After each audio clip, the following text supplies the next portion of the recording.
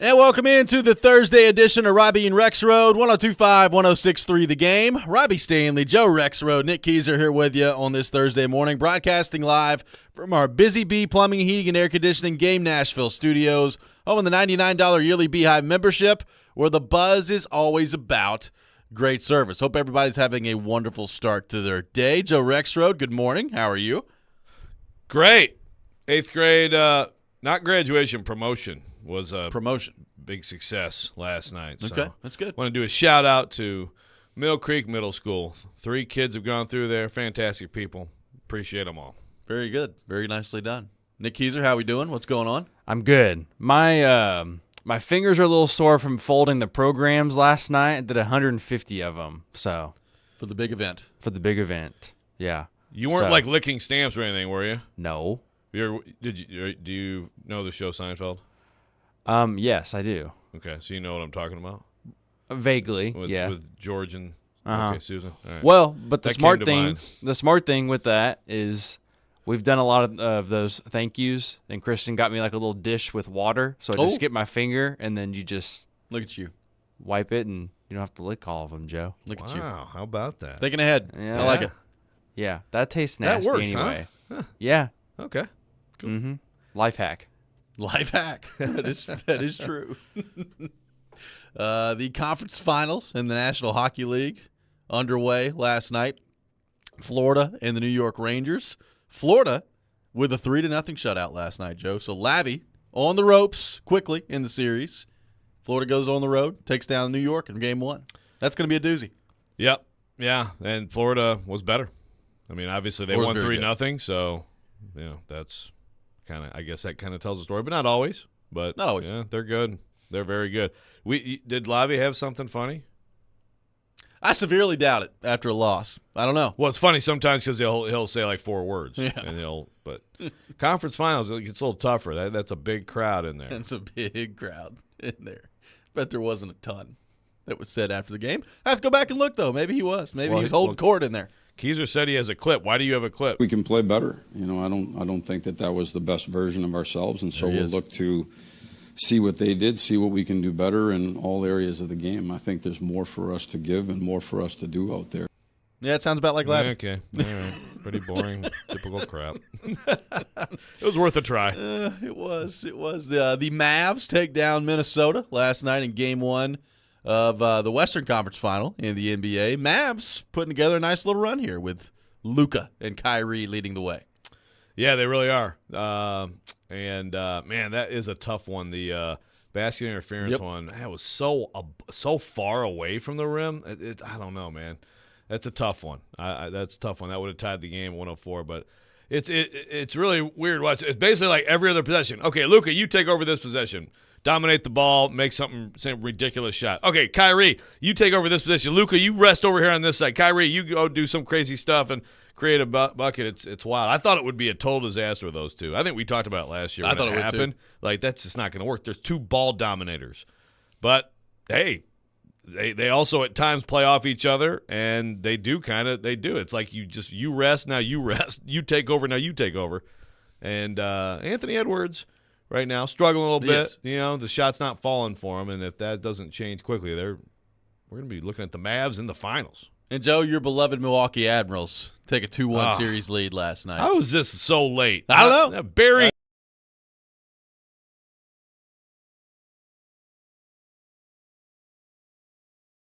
Igor Afanasyev, 3 goals in the game.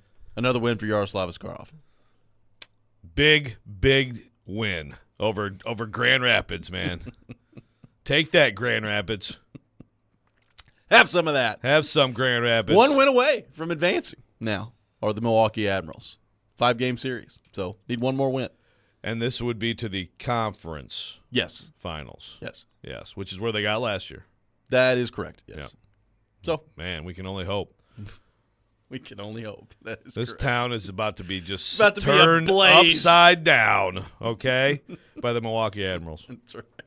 We got a lot to get into on the program here today. We're taking your thoughts. 615-737-1025 is our phone number. Charles Robinson from Yahoo Sports will join us for his weekly visit at 8 o'clock. We'll get into all things Titans and the National Football League with him. We have a Rob rant today. Good. 7:45. Figured I'd give you a break. I love it. We had the best and worst things in sports at 6:45, so we will take your best things and your worst things throughout the show on our phone and text lines, which are driven by WilsonCountyHyundai.com. I was kind of looking back yesterday, and some buddies of mine were talking about our conversation with Kuharski about Levis. Like, if he turns out to be really, really good, is he the type of guy that will give the Titans that national respect? And, I brought up the Mahomes example. And, Kansas City it's a good market, and it's a team that's been around for a long time, but it's not Kansas City is not your hotbed market when it comes to the NFL. Yeah, they love them some Kansas City. But Mahomes gets there. He turns out to be a great player. And, look, Kansas City, I didn't look at their schedule and see how many times they're on national television. I would imagine it's a lot. So if you get great players, specifically a great quarterback, then I think the narrative around your franchise and the lack of respect and all that stuff that Titans fans talk about all the time, I think that can quickly change. I'm interested to see if Will Levis is that guy, because he does have if he's really, really good, his personality, I think, is going to lend itself to him being a pretty polarizing guy throughout the league. And we've talked about this before. If I'm a Titans fan, I want that. I want, even if you're the villain in some ways, if people don't like your quarterback, that's good stuff if you're the Titans. I at that point, people are going to be talking about, well, everybody hates Will Levis. Everybody wants to crap on Will Levis when he has a bad game because of his personality. But if it gets to that point where the entire country is reacting to Will Levis, it probably means he's played pretty well for the most part. And I think based on my Titans buddies I was talking to yesterday, we've now got them excited about the possibility of Will Levis being a total heel in the National Football League. And I'm here for it. Yeah, no, he'd be right up there. He'd be I like the Phillip Rivers comparison, but with F-bombs. Yes. I assume. I guess, right? I just would assume that. Maybe I'm wrong. We'll have to ask him. Yeah, I don't know. Cousins is F-bomb free. By the way, the Chiefs they got 6 national TV games for sure. Sounds about right. Including the 2 p.m. on Thanksgiving, and then 5 prime time, and then they'll probably get one flex at the end. So probably so. Yeah, half their schedule. But look, the whole Kuharski has said this, and other people have said this. The Titans, lack of attention. Some of you well, they've played this boring style of play. First of all, I think that's.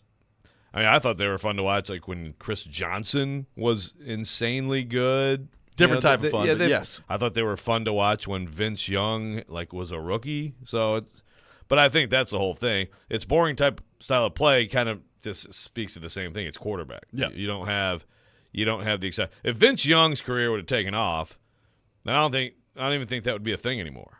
I agree. If Vince Young's career would have taken off, then the Titans would have had a stretch of being a very talked about franchise, because it really is. It's about your players and your watchability, because Derrick Henry was a star, but there's still, I just think more and more people who are football fans, especially younger football fans, they just care about the passing game, unfortunately, sadly, even though the running game matters still and always will, but that's what they care about. But yeah, I think with Levis, if you have a great quarterback, then that is going to be the thing. That's the difference maker. It's been 20 years since McNair, basically, right? McNair's last year, I know he was still around 05, 06, but it was kind of going the wrong way, and then, he goes to the Ravens. That's a long time. If you have a great quarterback here, and then also, yes, with the personality and the hateability to go with the watchability, that's a lot of ability. Yep, McNair's last year was 05 with the Titans, so we're getting close to right at 20 years since he was here. And even then, like you said, his last year with Nashville, the Titans, I think with him at quarterback, he played 14 games that year. They were 4-10, and they weren't very good, and they were kind of in the middle of the transition there. So, which is how they ended up picking Vince Young the next year, right? They were that bad. Exactly. So, it's been a while since, Tannehill at the top of his game here. The national perspective of it was always, look at the Titans and Derrick Henry, and Tannehill's played pretty well for them. How about that? But it's Ryan Tannehill. That's nobody was ever breaking down Ryan Tannehill's performance on ESPN and being like, let's go through the tape and watch some Ryan Tannehill. Like, I'm sure like Orlovsky here and there did, but by and large, they weren't paying a whole lot of attention to what Ryan Tannehill was doing. Yeah. Which is interesting, too, because if you go to the Goff comparison, it's like, Goff goes the Lions, and all of a sudden we're Goff, But the difference is, yes, Goff actually did go to a Super Bowl. Goff did have bigger success than Tannehill had in Miami. So, yeah, the book on Tannehill had basically kind of been written as, he's okay with the Dolphins. Yeah, pretty much.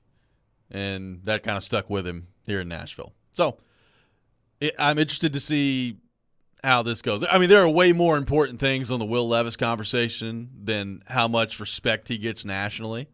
But you can see it. Like, we get it every day on the text line. I mean, there are Titans fans that really care about that, that are really upset with a perceived lack of respect from the franchise as a whole. So one way to go about changing that is for the quarterback position to be something that forces you to pay attention if you're national. So we'll see if Will Levis can do that. 615-737-1025 is our phone number, 615-737-1025. It feels like there's a new story in college athletics every day, almost because there is a new story in college athletics every day. And we got another one brewing right now. We'll get into that coming up next. Take your thoughts on our phone and text lines driven by WilsonCountyHyundai.com. Robby and Rexrode, 102.5, 106.3 The Game.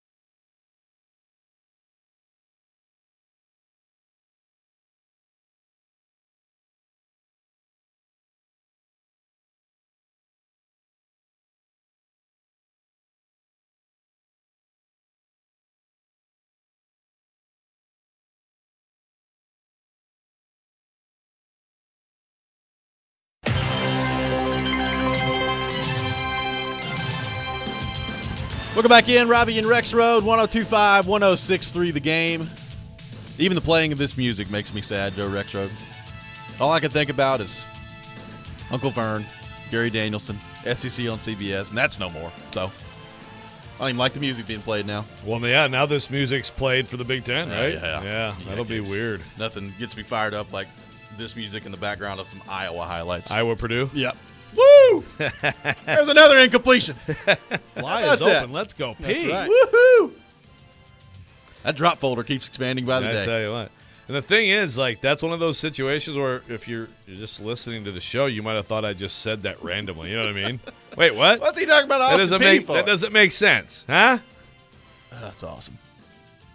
All right, so let's break down kind of the latest of what's going on right now with the NCAA. So there's the House versus NCAA case.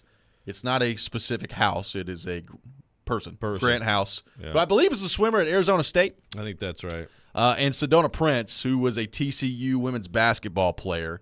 And they have filed, still is. Right? Yeah, I think she still is. Yeah. Filed a suit against the NCAA. And basically, it's claiming that the pre-name, image, and likeness ban on student-athlete compensation violated antitrust regulations. So, long story short, even back before, like trying to go back before the NIL stuff all happened in college athletics, they're seeking some money kind of in the aftermath of that for players and student-athletes that did not have that opportunity. So, the NCAA, technically, like if they lost this case, could owe up $20 billion in damages. $20 billion with a B, which obviously that would, I think I saw this phrase put out there yesterday, quote, bankrupt the governing body. Yeah. So that would be bad news for the NCAA. Like they got money, but they don't have endless money. Yeah, $20 billion is a lot of money.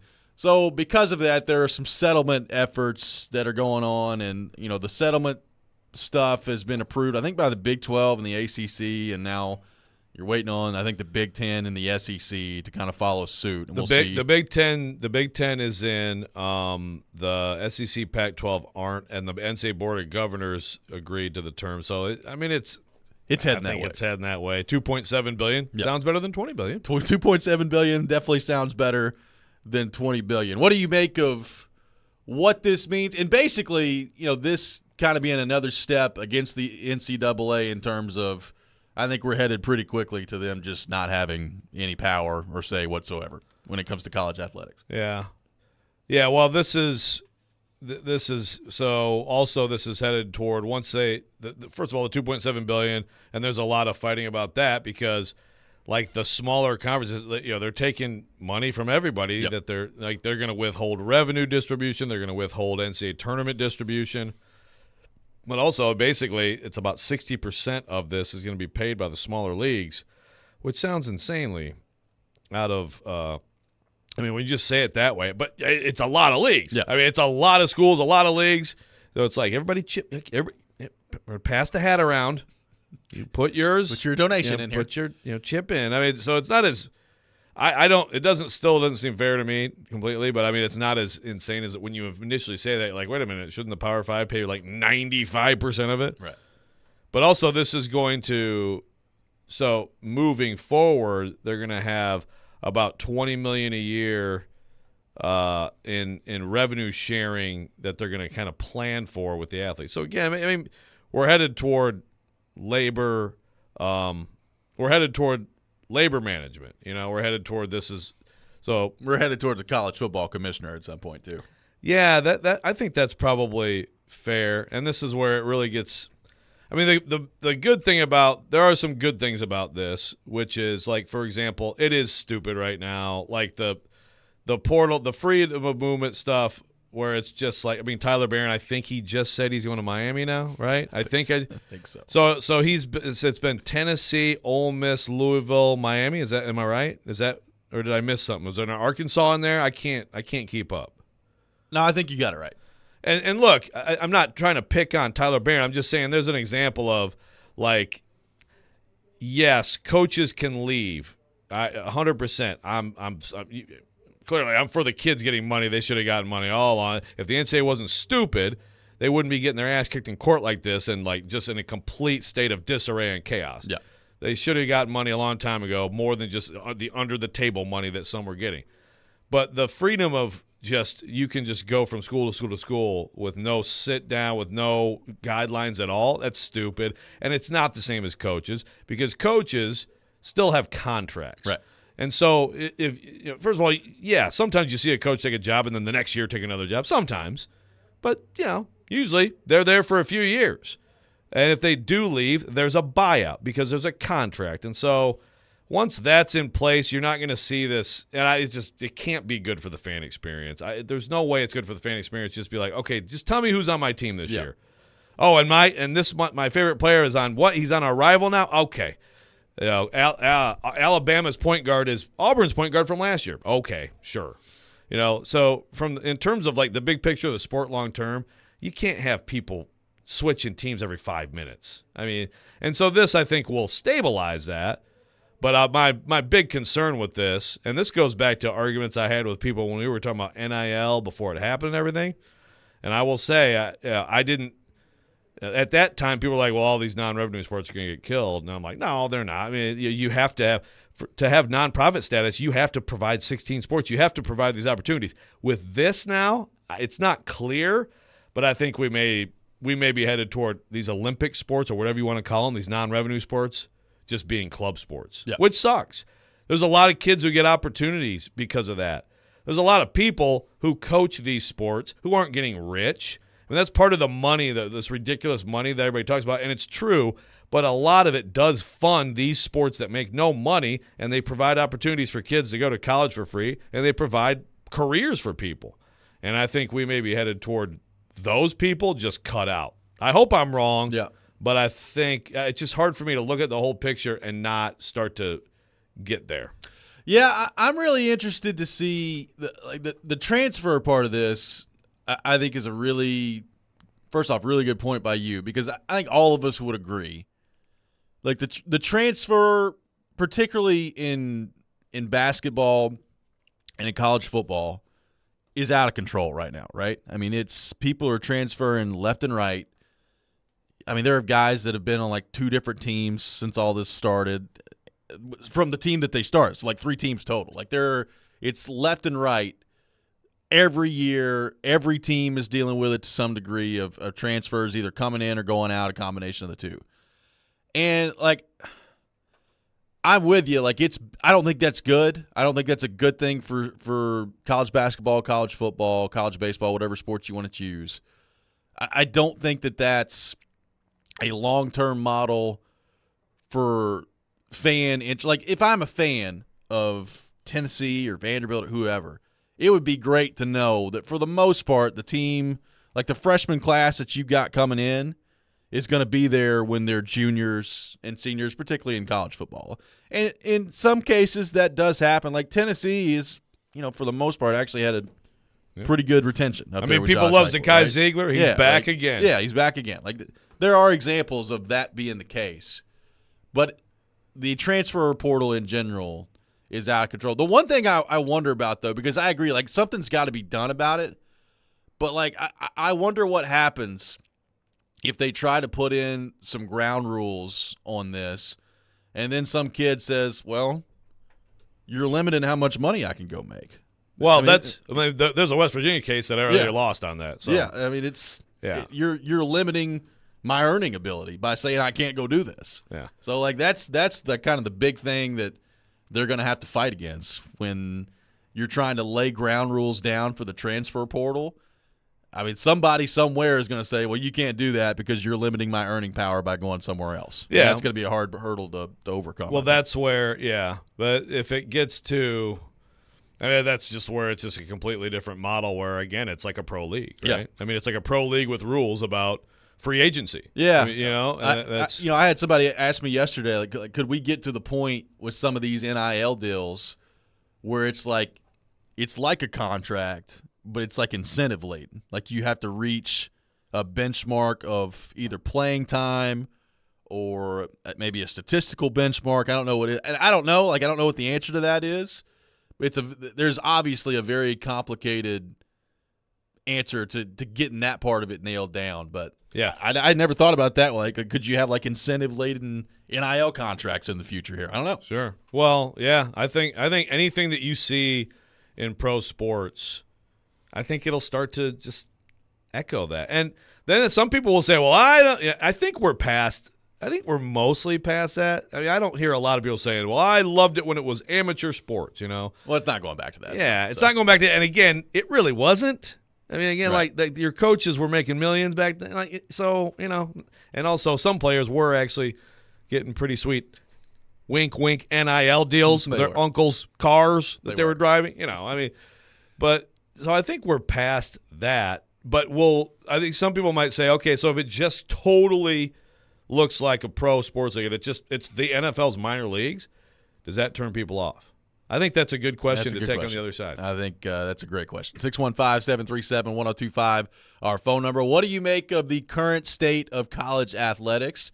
And if it does turn into basically minor leagues for the pro sports, specifically at the football and basketball level, how much of a turnoff would that be to you? 615-737-1025. Robby and Rexrode, 102.5-106.3 The Game.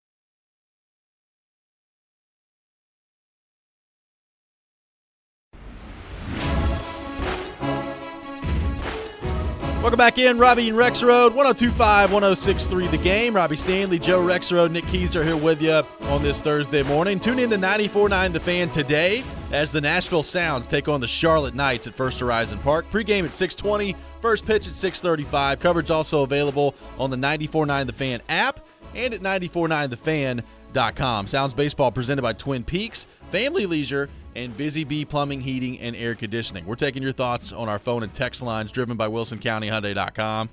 Taking your thoughts on the state of college athletics right now, an ever-changing state of college athletics. So, Joe, I know this. You know, I have whined and complained about the expansion of the college football playoff ever since it was announced that they were going to do it. I also know that when the 12-team playoff comes around this year, I'm going to watch. I have whined and complained about many of the changes to college football, college athletics in general, and yet I still watch. It is looking like it's trending more towards basically being pro athletes at a college level, like a minor league system, kind of a feeder system for pro sports. And a lot of people hate the idea of that, myself included, and yet I know that I'm still going to watch. So how do you think the general sports fan feels about the direction that we're headed, specifically with, you know, we could talk about all college sports, but college football and college basketball, the two main cash cows of college athletics.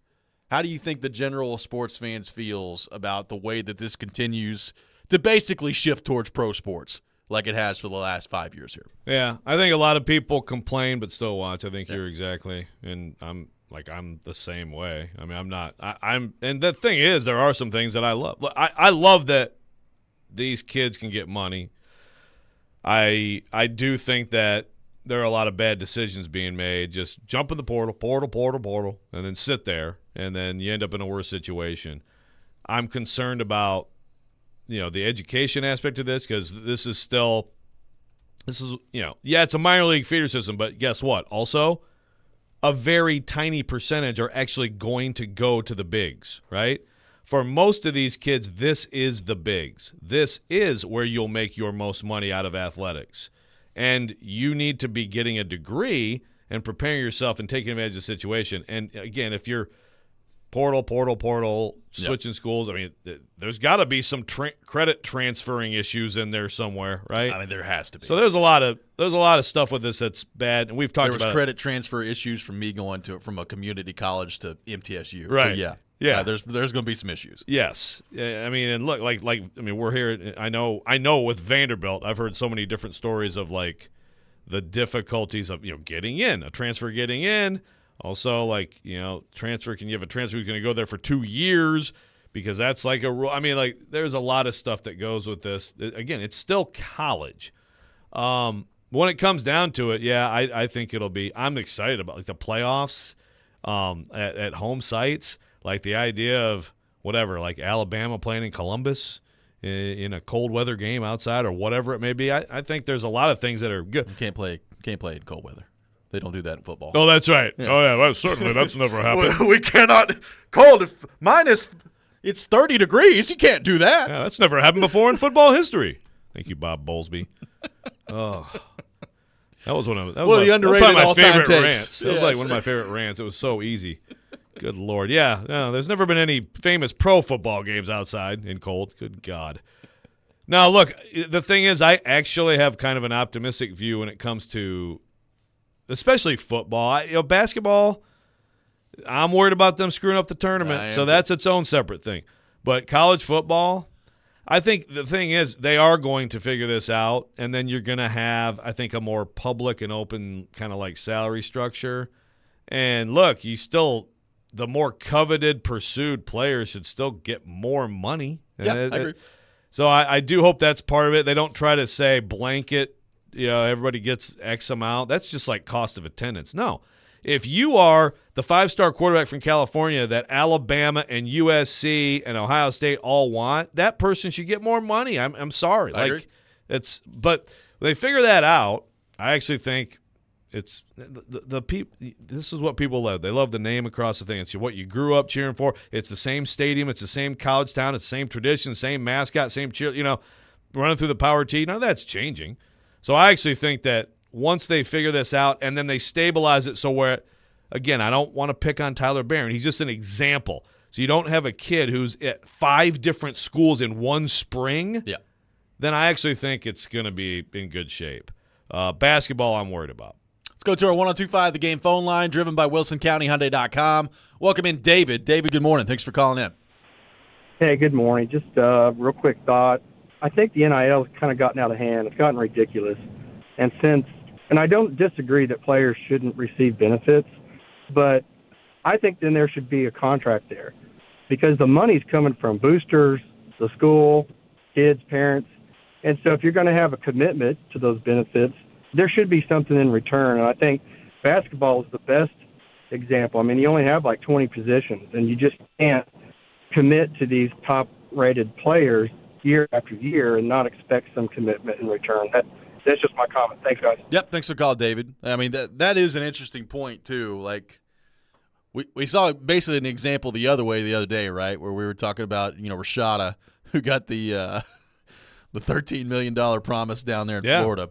And there's a lot of smaller examples of that. That's the biggest one, but there's a lot of examples of that. Right, and they didn't come through that way where they just didn't come up with the money. So that's the other side of the extreme. BS. And then there's the players that do get paid, and they do come through with the money, and then all of a sudden they find themselves in the transfer portal again and going somewhere else. It's like, how do you kind of bridge that gap of those two extremes? And can you find a way, especially with some of these bigger deals, where it is basically functioning as a contract at that point? Well, I mean, look, a lot of discussion about the unconfirmed Nico situation in Tennessee.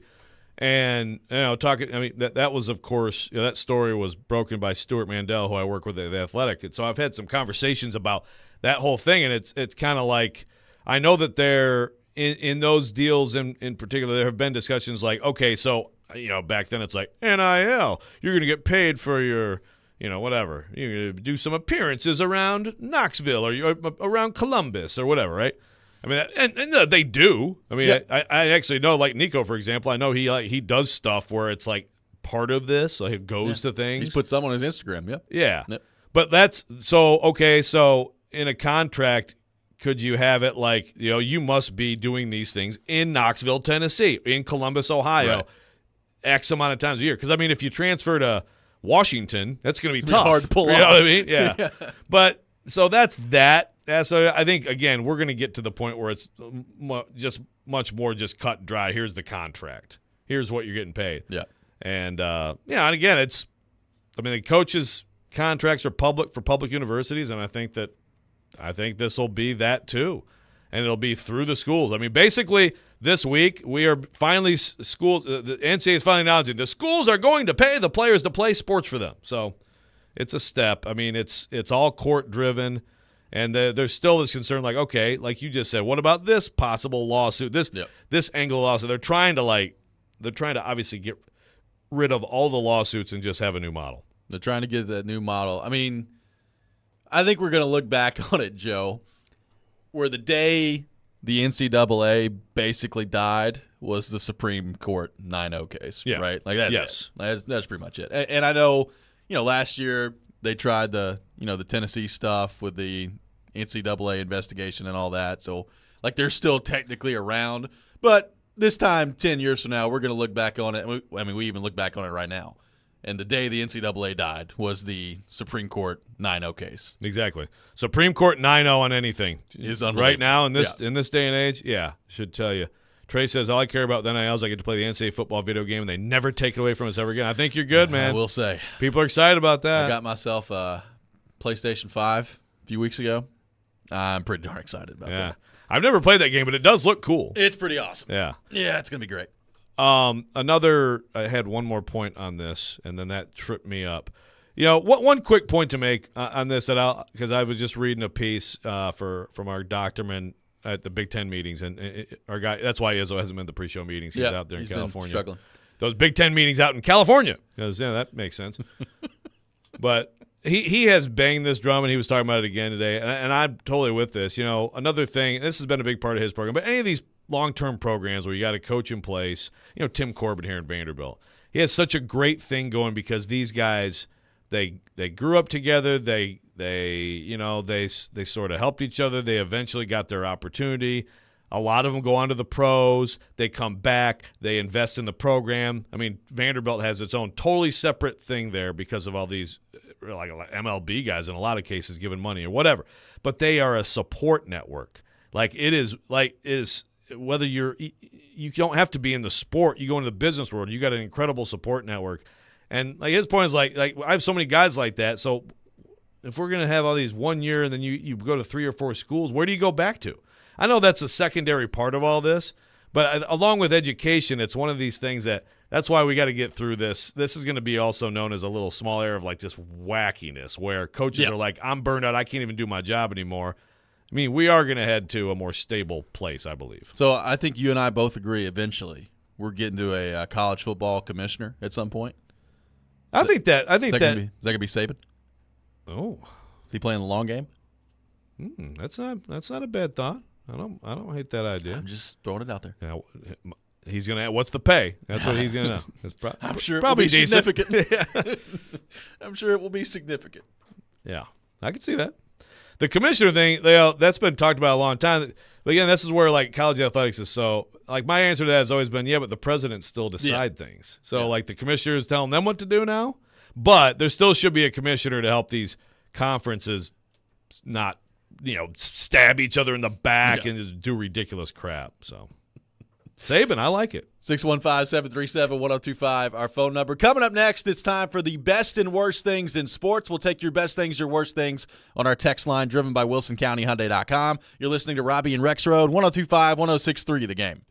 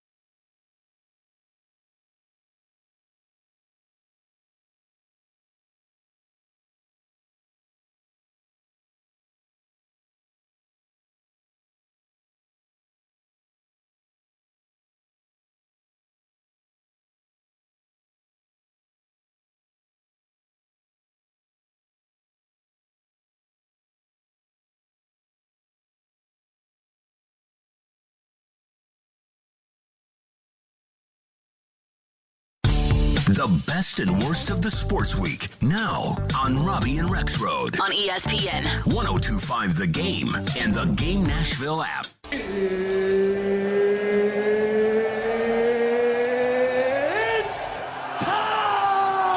This is the worst. You look like you're feeling sorry for yourself. Believe in miracles? Yes! Unbelievable. He's one of one. He is him. This is a Coke bottle. It's not a crystal ball. When I woke up this morning, I was feeling pretty dangerous. Okay, let's go. It is that time of the week, time for the best and worst things in sports. We'll take your best things, your worst things on our phone and text lines, driven by WilsonCountyHyundai.com, 615-737-1025.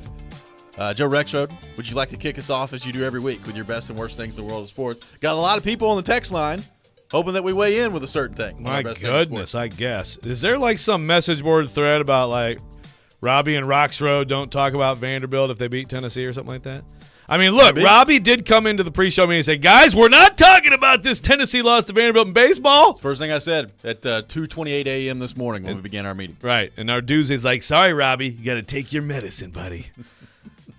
No, that is we're going to have the same best in sports, and I feel bad, but I however I got to going first on this, I'm just going to take advantage. So my best in sports, reverse it on you one day. Who knows? Yeah, that would be tough. It would be fair though, tough but fair. Robby Stanley. My best in sports is Vanderbilt baseball, because as of Saturday night with a 17-7 loss to Kentucky, I'm like, they're not going to the NCAA tournament. And now today I can tell you, how many days later? 5 days later? I can tell you with certainty 5 days later, they are going to the NCAA tournament. They're going to extend the longest streak in the nation, which there you go, which will be 18 games. That's better than I smoke weed constantly right there. Although that would have been funny too. I smoke weed constantly. That is we can't hear that enough. Oh my God, that's awesome. Every time. A 9-minute run. Yes, more of that. Now Vanderbilt baseball has rebounded tremendously. J.D. Thompson comes through, clutch hitting. They beat Kentucky, and then even at that point, I'm like, that might be enough. But then you don't mess around, lose to Florida. They beat Florida. You know, look, they come with their best. They come with Bryce Cunningham.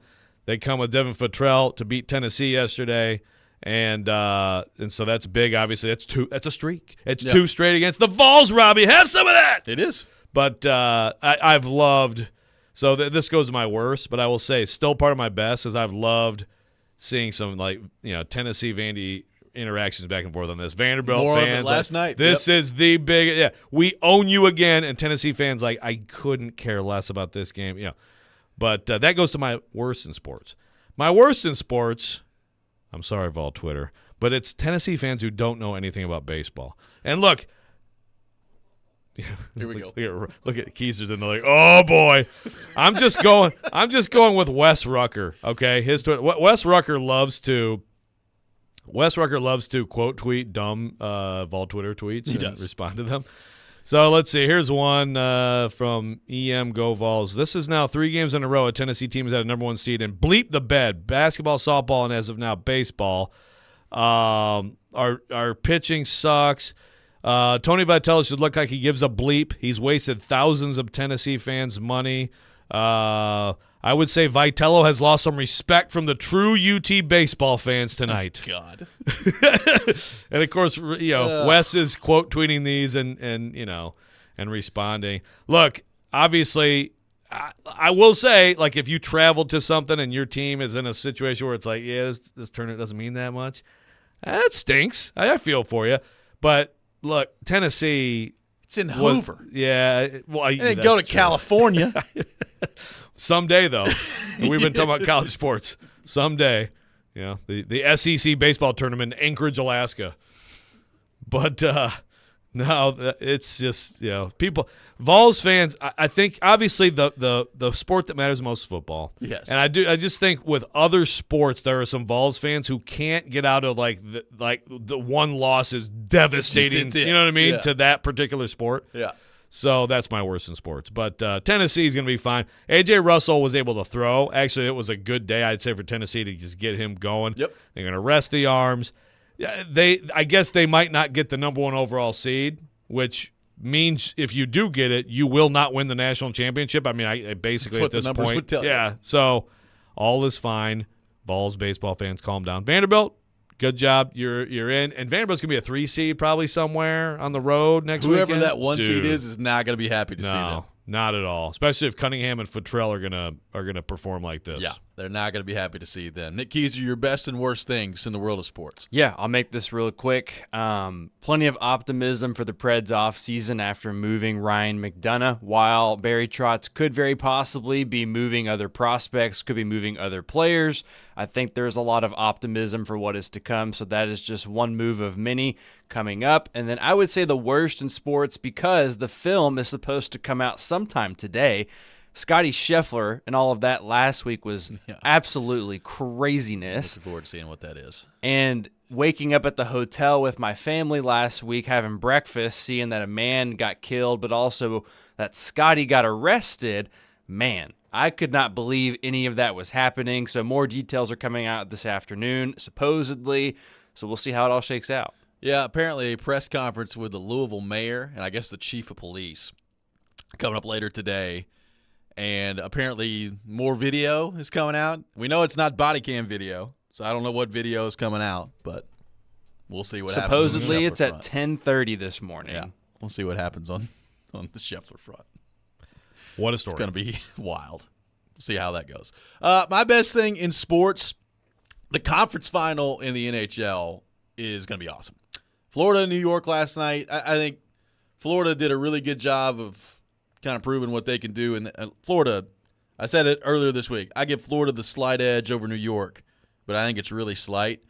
I think this is a really, really good conference final with Florida, New York. Dallas and Edmonton, I'm excited about because I think you have, in my opinion, the best overall team, and they're taking on the 2 best overall players. So I'm really excited to see how that series shakes out. But I said this earlier this week, I don't know, how excited the TV executives are for Dallas, Edmonton, Florida, and New York. I bet there's some matchups in there. If they'd probably be rooting for Dallas, New York as a final, would be my guess. But from a pure hockey standpoint, I can't remember a whole lot of conference finals that I think are going to be better than these two. It's going to be great. Yeah, no doubt. And, yeah, I think for sure the Rangers moved the needle a little bit different than the Panthers do. Yeah, I would say so. My worst thing in sports, I'll make this quick. Aaron Rodgers was up there yesterday, and it's just this is a very selfish worst thing in sports, but he got to talking about all his stuff and about how, this offseason for him, it was basically, I'm going to go be Bobby Kennedy's vice president and retire or continue playing football, and just all the stuff he was talking about up there. And then I saw Jordan Love's press conference the same day, and he is in the middle of contract negotiations right now for a new contract that's probably going to pay him over $50 million per year. And they were just asking about all this other stuff, like, why are you here? We've seen quarterbacks here in the past that have been going through contractual negotiations that don't show up. And he's just like, yeah, I just want to be here for my guys. Contract stuff will get worried out. And I'm like, thank God. Thank God Jordan Love is the quarterback of the Green Bay Packers. Well, this sounds like a best thing. Well, directed at Rodgers is the worst, but Rodgers the worst, but Love is Jordan the best. Love saves the day. Love saves the day. All you need is love. All you need is love. That's what we've learned here on the program today. Hashtag. 615-737-1025 is our phone number, 615-737-1025. Couple of votes on the text line. The Milwaukee Admirals, the best things in sports. How Nashville's the heck team. did we miss that? Nashville's team. Wait, the next hour on the Admirals. Let's go. We will get into the Nashville Predators. Coming up next, take your thoughts, 615-737-1025. Robby and Rexrode, 102.5-106.3, The Game.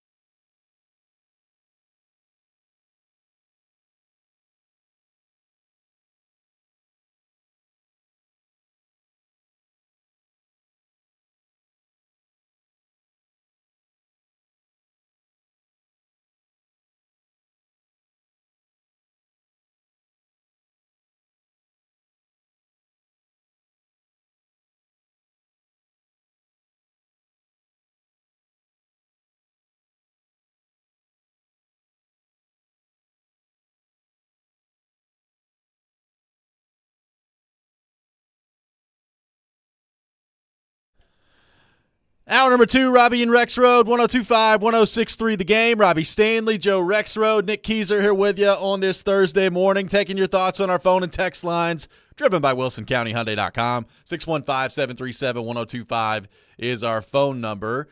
A busy offseason upcoming for the Nashville Predators. It already is underway with Ryan McDonough being traded from the Predators back to the Tampa Bay Lightning. We discussed that trade yesterday. Not very often, Joe, that you see a big-time move made while the playoffs are still going on May the 21st, but we saw one of those come down the pike. An interesting thought of how the Predators may use some of that money from Elliott Friedman that I want to get to here in just a second. Right now, we'll take your thoughts on the Preds. Let's go to our 102.5 The Game phone line, driven by WilsonCountyHyundai.com. Welcome in Adam in Portland. Adam, good morning. Thanks for calling in. Hey, Robby, man. So I'm sitting here looking at, I watched that game last night, too, and I'm going, golly, dude, I don't know what the Predators are going to do, but we are not, I'm glad we got into the playoffs. And I know Jared kept yelling, just give me one good playoff series. I kind of agree. I was happy we got to have that run, but, man, I don't know that we would have won a game against Edmonton or Dallas. I don't know that we're beating either the Rangers. I don't know, man. When you look at him trade McDonough, my first thought was like a punch in the gut, oh God, but he was a good player. And then you're like, I don't know what I'm talking about, but I know we weren't good enough. So that's kind of where I'm at, man. Just comparing us to the competition, I know we are not that good. Yep, thanks for the call, Adam. They certainly there's another step, probably 2 to 3 steps they're going to have to take to be with some of these elite teams. I think we could all recognize that, right? They're certainly not Dallas. They're not the Rangers. They're not the Panthers. There's some steps that they're going to have to take from a roster standpoint to get there. One thing that I would be interested to know from Predators fans, and I think the poll that you put together is kind of an interesting response to this. You know, last year at this time, there was the big sell-off. A lot of young guys came up at the end of the year, and Preds fans were excited. They're like, yep, okay, Barry Trotz is the GM. They're going to hire a new coach. I mean, I think at this point last year they had not hired Brunette yet, but felt like it was a good possibility that they could go hire a new coach. They ultimately did. And it was like, all right, youth movement next year, going to have a lot of young guys coming in, be a big part of the lineup. And we know that it really didn't play out that way. So I would love to know, right now, do Predators fans want to see young guys next year? Or do they want to see Barry Trotz be really aggressive and just add to this roster with veteran players? Because I think the answer to that has changed for a lot of Preds fans. I think if you polled people last year, and I know the calls we received last year were play the young guys. I'm okay with taking a step back, play the young guys, let them come in and get used to life at the NHL level. Would that still be your answer now? Because I've said this before. I like what they did. It was a fun year, as Adam pointed out. The 18-game point streak was as fun around here watching them play hockey as it's been in a long time. And them getting to the playoffs, I think, was a big accomplishment. They still, at some point, if they're going to sustain this and build on it, you have to have that next wave of guys coming in. So I would be interested to know if Predators fans would be okay with a younger lineup filled internally with your own guys next year. Or if they say, well, forget that. We like the playoffs. We like getting back in there this last year. Let's build on the roster that you currently have. Yeah, no, I think you're right that there's a shift, although I think there's still a healthy voice in the Predators fan base saying, no, this is the middle is you're just going to stay in the middle, right? If you do this, that's just where it's where to me it's just not clear for Barry Trotz. What is the path? Because the path, first of all, either way, you have to have some of these young guys come through, right? Yes, but it's also what's the timeline on them coming through, and is it in this more urgent timeline of joining your best players now and creating something, or is it you just kind of have to step back a little bit? Like Brunette, I still go back to it's interesting because at that point, and even at this point, we don't know exactly what the team's going to look like next year. But Brunette had that it could be bumpy next year. He said at the post. Just one little quick comment, but I was like, that's interesting that he said that. I mean, obviously it could be, but also, what if Trotz does load up? Yeah. And they actually have a better – and they're still old for the most part. Maybe there's a little bit more youth in some spots, but they could load up and be a better team next year, right? They could. And Saros is here and they're – but I just maybe I don't want to Jaredify this thing and overread into one little comment. But he said that I did raise my eyebrow a little bit, like, okay, is that a commentary on where they're going? I think another way to look at that question and then his answer at the press conference, guys, is another way about it is how long did it take for him to confidently tell media members, hey, the guys actually understand my system. It took them a long time this year. So how many of those returning guys are going to be able to pass that along to whoever else is on the team this year? Now, we don't know what that team's going to look like, but that is something that he harped on a lot of the season, was understanding the way he wants them to play. And it was evident. I mean, look at that 9-2 loss, obviously the big run. But before then, that's the biggest indication to me that if they don't understand what he's trying to teach, which is any coach, but I think in this system, you're going to fall behind quickly. And if the guys that are coming up, like a Phil Tomasino, Yuso Parsonen, if those guys can't catch up, if they don't understand what they're doing when at times they looked really lost this year, that's going to be very, very detrimental for some of these guys in terms of their future here. So how can they add guys that fit toward what Brunette needs and what Trotz needs as well? Well, I think you bring up a good point. See, and I know Glennon asked a question to this effect, which is like, shouldn't it be you come right in and now, like, there's a lot of guys who do know it, right? Yeah. Like, shouldn't that make for a better start potentially?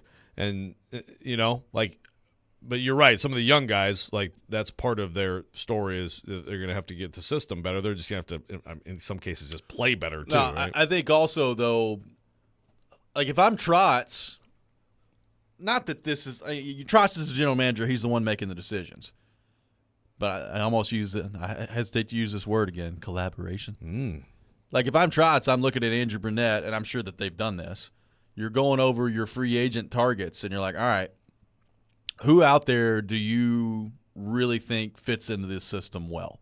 Like, who out there do you feel like we should target that you feel like could come in and be a really productive player? One thing about their system that, just based on some conversations that I've had, that I think Andrew Brunette really wants to see get better, and we've talked about this a little bit, they were a pretty good team at generating chances off the rush. They were not a good team in finishing chances off the rush outside of Forsberg and O'Reilly and that line. So if you're going to generate the chances, you got to find a way to convert at a better rate than they did. Who are some guys out there that you could target that you feel pretty good could put the puck in the back of the net when you give them those type of chances? I think that's going to be a big point of emphasis when their free agent shopping list comes around on July 1st. Yeah, no doubt. I mean, you got to have more finishers, scorers, talent. Yeah, and it's, there are guys that finish in different ways, right? Some are really good at net front on the power play. Some are good on the rush, which I think is something that they probably need to improve on. Some are good at really just holding on to the puck, cycling down low and outworking people and getting to the net. Like, you can finish in different ways in the NHL, but I do think they need to get some guys that are better at kind of closing the deal on some rush chances. We'll continue to take your thoughts on the Preds. Elliot Friedman threw out a name that could be a potential target for the Predators yesterday that I thought was pretty interesting. We'll get into that coming up next. Robby and Rexrode, 102.5, 106.3 The Game.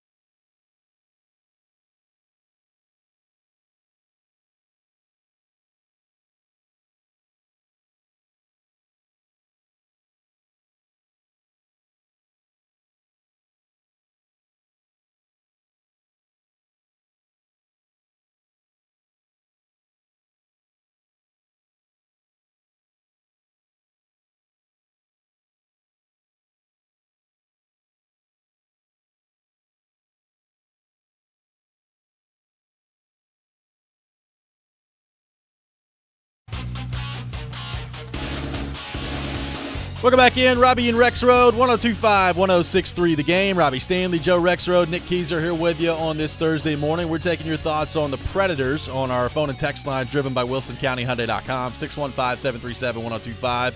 Live from our Busy Bee Plumbing, Heating, and Air Conditioning Game Nashville studios. Home of the $99 yearly Beehive membership where the buzz is always about great service. So everybody's focused in on forward targets for the Predators this offseason. Deservedly so. I think they're going to target a few forwards out there, either via trade or via free agency. We'll see how it goes down. Elliot Friedman on the 32 Thoughts podcast with him and Jeff Merrick. And by the way, we're going to have Jeff Merrick on with us next week, so looking forward to that. Elliot Friedman was on the podcast, and he threw out a name that he thinks could be really intriguing for the Predators to go target, and that is Nikita Zadorov on the back end, who obviously the Predators just saw firsthand in their series against Vancouver. He's a gigantic human being. He's listed at 6'6", 248 pounds. Had a nice series against the Predators, played really well for Vancouver in the playoffs. He's kind of that throwback style of player where likes to talk a little trash, likes to get himself involved in the game physically. And I do think, like, Lauzon's a pretty good-sized guy. McDonough was a pretty good-sized guy. Now he's gone from your group. Obviously, Luke Schen's a big dude. But I still think the Predators could probably use a little bit more size on their blue line, and Zadorov would obviously fit that pretty well. So if they target Big Z this offseason, what would you think of that addition? He was making, I believe, $3.75 million on his last contract. So that's going to go up. Now, look, he's a guy that there's not much offense there. Like, he put up 20 points in 75 games. So I don't think he's going to break the bank in free agency. Like, there are people thinking that he could be asking for $6 million per year. He might ask for it. I don't know that he's going to get that. He probably, to me, is going to land somewhere in the 5 range, 5.5, somewhere in that neighborhood, which is not cheap, but it's not breaking the bank either. What would you make of Nikita Zadorov as a potential target for the Predators in free agency? Yeah, I don't want to be prisoner of the moment, but I thought he was really good in that series and against Edmonton. And I think that size, that sandpaper, I like his attitude out there. I think that'd be a nice addition. And I think that obviously it wasn't just him, but just the size of their decor, Vancouver's decor, it makes a difference. I mean, just like any sport, like length makes a difference in some situations. We think about playoff hockey and just being able to get to a puck, or block a puck, or poke. It matters. And he's gritty and got a nice little shot too. Here and there. But no, I think I don't know, 4 years, five a year, something like that. Yeah, I can see that. I mean, Caleb on the text line says he's a solid player, but that's not what we need. In Joe's BFF's voice, referring to Stillman, big boy forward. I mean, you could get both, right? Like, it doesn't have to be one or the other. You got to address the decor too. They're going to have to make some move on defense. Like, you can't trade away Ryan McDonough and just think that you're going to be fine on defense with what you currently have there. Like, Alex Carrier is not signed, so we'll see if he comes back or not. But even if he does, like, I think you still need to go add somebody on the back end there. Like, Spencer Stasny's going to make the team. What role he's going to play next year, I don't know. Like, is he ready for top 4 minutes? Maybe. Maybe not. I thought him and Schenn together was actually pretty good. Like, I kind of like the contrasting styles there of Schenn staying at home. Obviously, he's not going to be carrying the puck up very much. Stastny can move really well. So I kind of like that combo on the quote-unquote third pair for them last year. But you're going to have to replace Ryan McDonough in some form or fashion. So I don't think Predators fans should view it as, well, we've either got to go get the defenseman or the forward. They've got enough money to do both. Like, you can do both this offseason if you're the Predators. Yeah. I mean, look, multiple forwards is good too. But, yeah, you have to do something here. Yeah. And I don't think now you get Carrier back in when you weren't going to. I don't think that's the answer. You have to do something beyond that. So, no, I like it. I like it as long as he's not getting carried away with what he should be paid. Yeah, I do too. Like,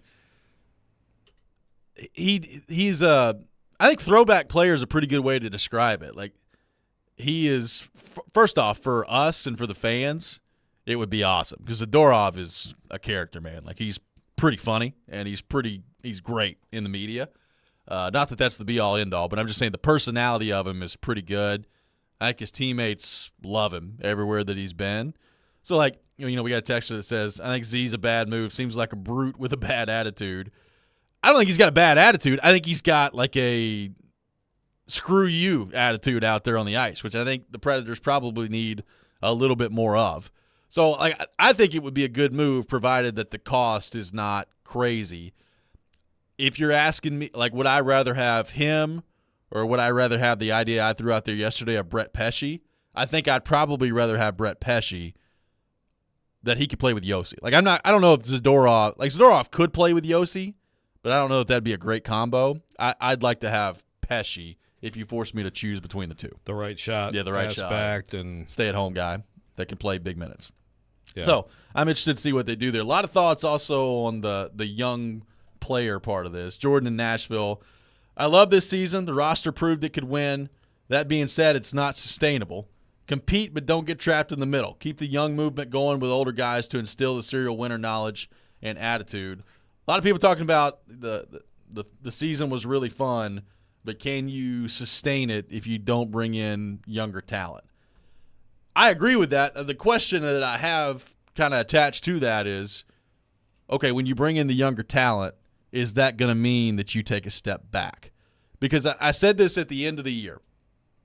I think back to 2015 where they had fired Barry Trotz. Peter Laviolette comes in his first year as head coach, 14-15, and they played much better than anybody expected. They were second in the division. They took on the Blackhawks in the first round, had a gritty series with the Blackhawks that they could have won, and they didn't. They lost. Chicago goes on to win the Cup. But you could see it. Like that was the beginning of what they were building. 16, they took a step further. They traded for Johansson, got to Game 7 in the second round. 17, we all know what happened. They got to the Cup final. So it was an ascending kind of program that you could see. I don't know that this is that. Like I said at the end of the year, this is not necessarily a linear kind of path like that was because it's not really a young core. Like, Forsberg was what, 22 back then? 23? Yossi and Forsberg were both. Yossi, they were early 20s. But who else? I mean, on that team. Ellis, Ekholm. Yeah, they were good young defensemen. When they got Johansson, he was 23, 24. But even if you go back to 15 before because getting Johansson is saying, okay, we know that we need to go now. So, yeah, you had Ellis, Ekholm, Forsberg, at the time, Yossi. you had Seth Jones. Right, so you have a fantastic top four, right? Well, that's not even the top four because Shea Weber was obviously there. And then I guess they added James Neal. You didn't yet have Fiala up, but he was kind of coming, right? Yeah. Arvidsson was. He wasn't quite there yet. Fiala was up. He just didn't really play a ton. Like I remember they went into Craig Smith, Colin Wilson. One of those games against Chicago, Fiala was on the bench, and he was like the only one that didn't play in overtime. It's like, yeah, you just sit there, and we'll let everybody else play 1,000 minutes in overtime. Yeah. So, but they had a lot of young pieces. It's very different than now. It's different than now. So if you're a Predators fan and they start to turn this roster over and get younger, like I think everybody wants to see Parsonen break through, Tomasino find a way to break through. Does LaRue make the team out of camp next year? Like, they could have some younger pieces that are difference makers. Are they going to be as good if their lineup is filled with more younger guys? I don't know. Maybe they will be. Maybe they'll be better. At some point, it's got to happen. Like, you got to get younger. And you can get, you can go find 26, 27, 28, 29-year-olds in free agency that are younger than O'Reilly and Nyquist and those guys. But you need young guys so really that you start adding up the mid-range guys. That's more expensive. Exactly. Like, you need some guys that are coming in on cheap contracts that contribute in a huge way. Like Evangelista, I thought took a massive step as the season went on, to the point where, like, my expectations for him heading into next year are to be 50, 55-point guy. Like, I think he can do that next year. So can you find somebody else that's in your group right now that can take a big step and be a part of that? Because you're going to need that to happen at some point. It's got to happen. 615-737-1025. More of your thoughts on the Preds coming up next. The Rob Rant at 7:45. Charles Robinson will join us at 8 o'clock for his weekly visit. You're listening to Robby and Rexrode, 102.5, 106.3 The Game.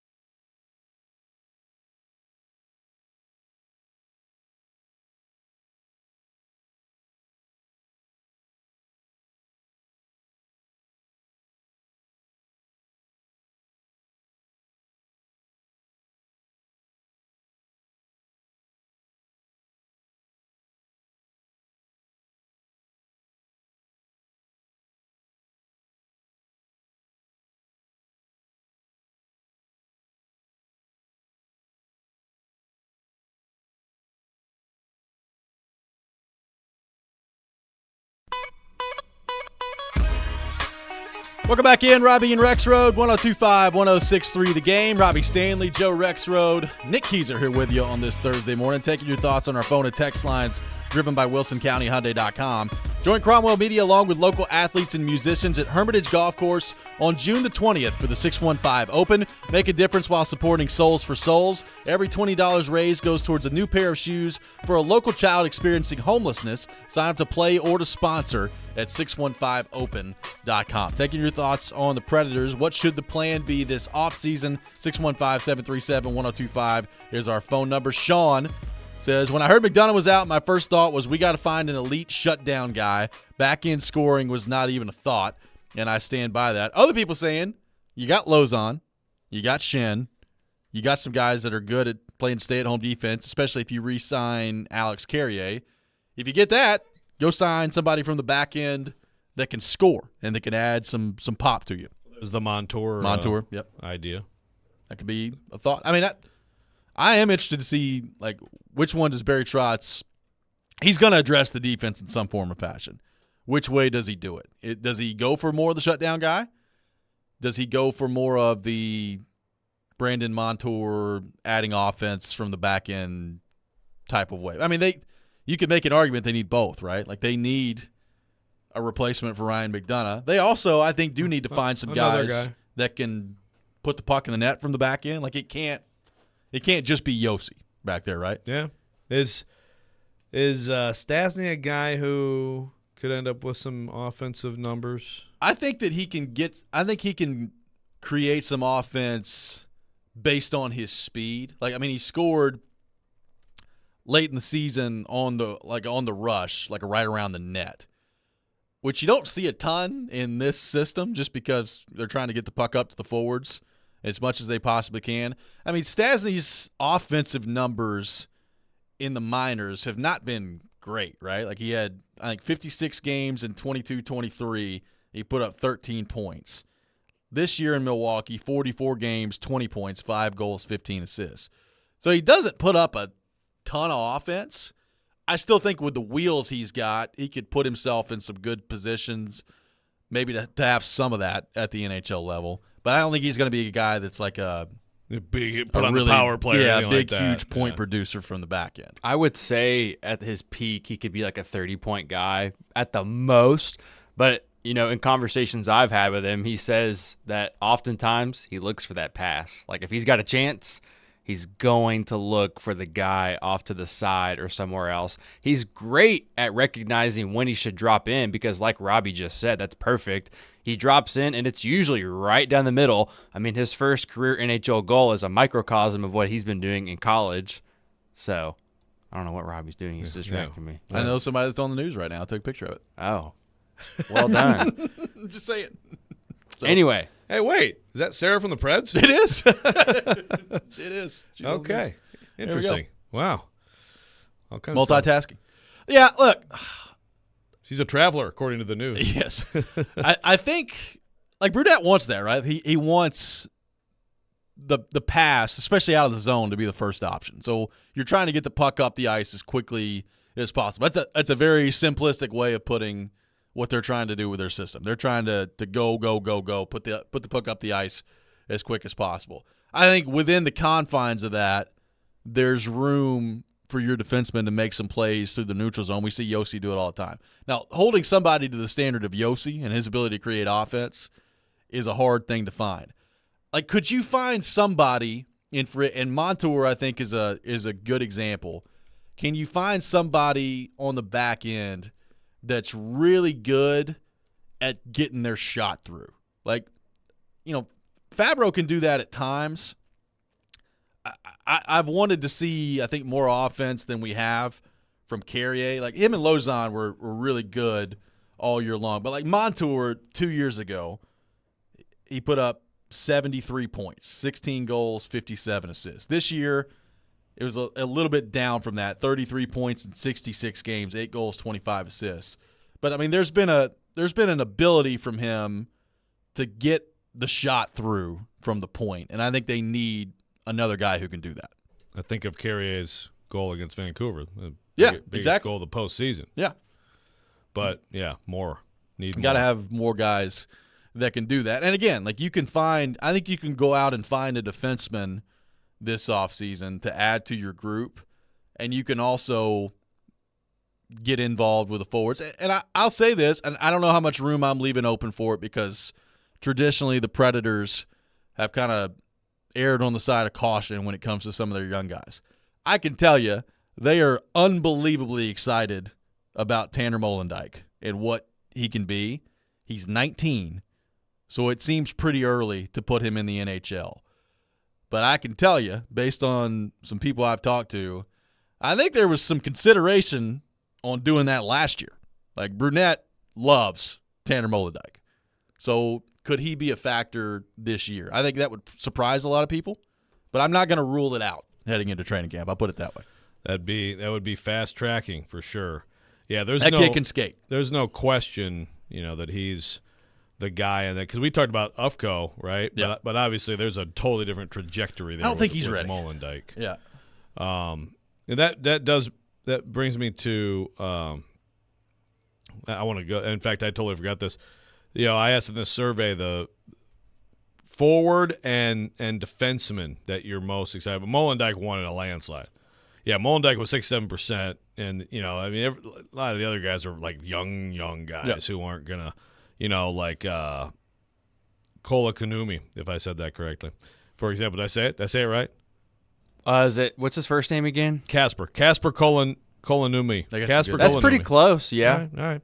But the forward. Is this the year Gunnar Wolf-Fontaine breaks through? God. He's got to be a superstar. Please be a superstar in something. Just put him on NHL He's a nice Network. guy, though. I talked to him after that. Well, I'm glad. We need Gunnar Wolf to be the number one jersey seller in the NHL. Yes, exactly. But the forward, very all over the place. Kemmel 35, Parson 24, Tomasino gets 15, LaRue gets 13, and then Matthew Wood, who of course very early in that process, 11. But that's 5. But Molendyk, what you just said about him, who's the forward who they feel that way about? Because I do feel like Kemmel, maybe it's like pump the brakes a little bit right now. Even though I would, that would be my vote if I voted in that. That's probably my vote too. I think you should be excited about Kemmel. I just think he's probably another year away, would be my guess. And then how long does it take him? He's got an elite shot, but it takes more than that at the NHL level. So how long does it take him to round out all that other stuff? Let me ask you about a guy that we've gotten a lot of questions about. Would you give a long-term deal to Jake Gensel? Gensel was with Pittsburgh, and he went to Carolina, and he played great. I was – honestly, my big question from him, and we talked about this at the trade deadline, was when he got away from Sidney Crosby, what would that look like? Well, what it looked like was 17 games in the regular season with Carolina, playing mostly with Sebastian Aho, and he had 25 points in 17 games, 8 goals, 17 assists. So he played great with Carolina, was a great fit for them. Would you be interested in Jake Gensel if you're the Predators on what would probably be, I would assume, a 7-year deal? I think somebody's probably going to give him a 7-year deal. Yeah, 29. So that makes so in total it's a 77-point season. After a 73-point season, after an 84-point season. It's demonstrated consistency. Like you said, you do wonder about that whenever. Again, it's kind of like both ways. It's like goal scorer get away from a playmaker, or playmaker Mitch Marner get away from a goal scorer. Yep. What does it mean? But I'm not dismissing it. I'm definitely not dismissing it. He's a very good player. I'm not. It's a big investment in a 29-year-old. The one thing that you keep going back to with him, number one, yes, it's a big investment in a 29-year-old. And number two, he's not a centerman. And that's the other thing. Marner is not really a centerman. He can do it, and he's done it every now and then, but he's not really a centerman. Gensel can do it, but, he took in 17-18, that's his career high in face-offs was 65. Last year he took 5 face-offs, which means he was stepping in when somebody gets kicked out. So he's been exclusively on the wing. Yeah. The last few years.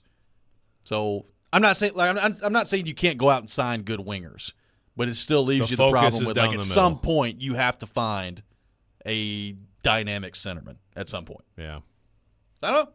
I'm just throwing that name out there. That's the thing. Most of the people we're talking about are wingers.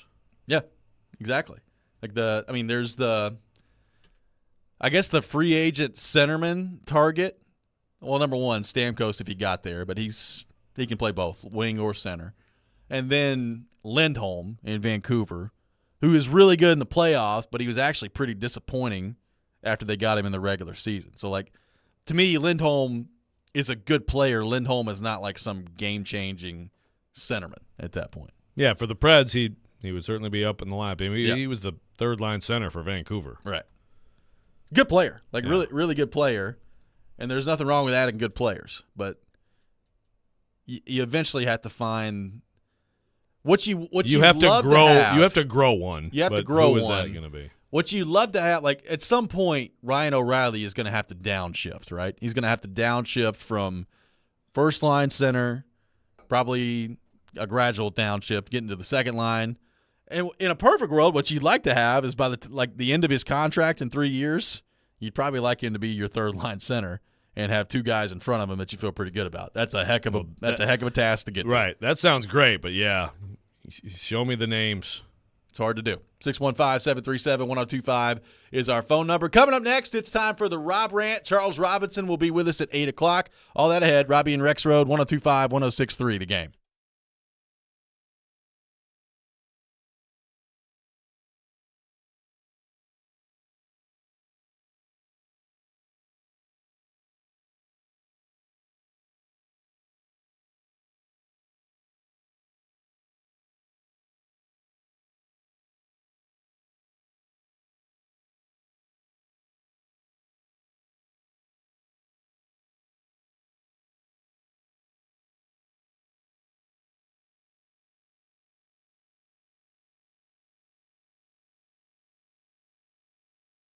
If you're running a fast-growing business in Nashville, you're going to want to listen to this. NetSuite's Business Grows Here event coming to Nashville Tuesday, June 25th. You don't want to miss it. Why Nashville? Because NetSuite knows Nashville is a hub for entrepreneurs with forward-thinking founders, a top talent pool, and, of course, pro-business leadership. Apply to attend the business event of the year, Business Grows Here. It's at the Conrad Hotel, again, Tuesday, June 25th. You're going to learn how Tennessee's paving the way for new business growth and capital. You're going to see how technology is shaping the way we grow and run our businesses, fueled by AI. You're going to be inspired by leaders who have built and led billion-dollar businesses.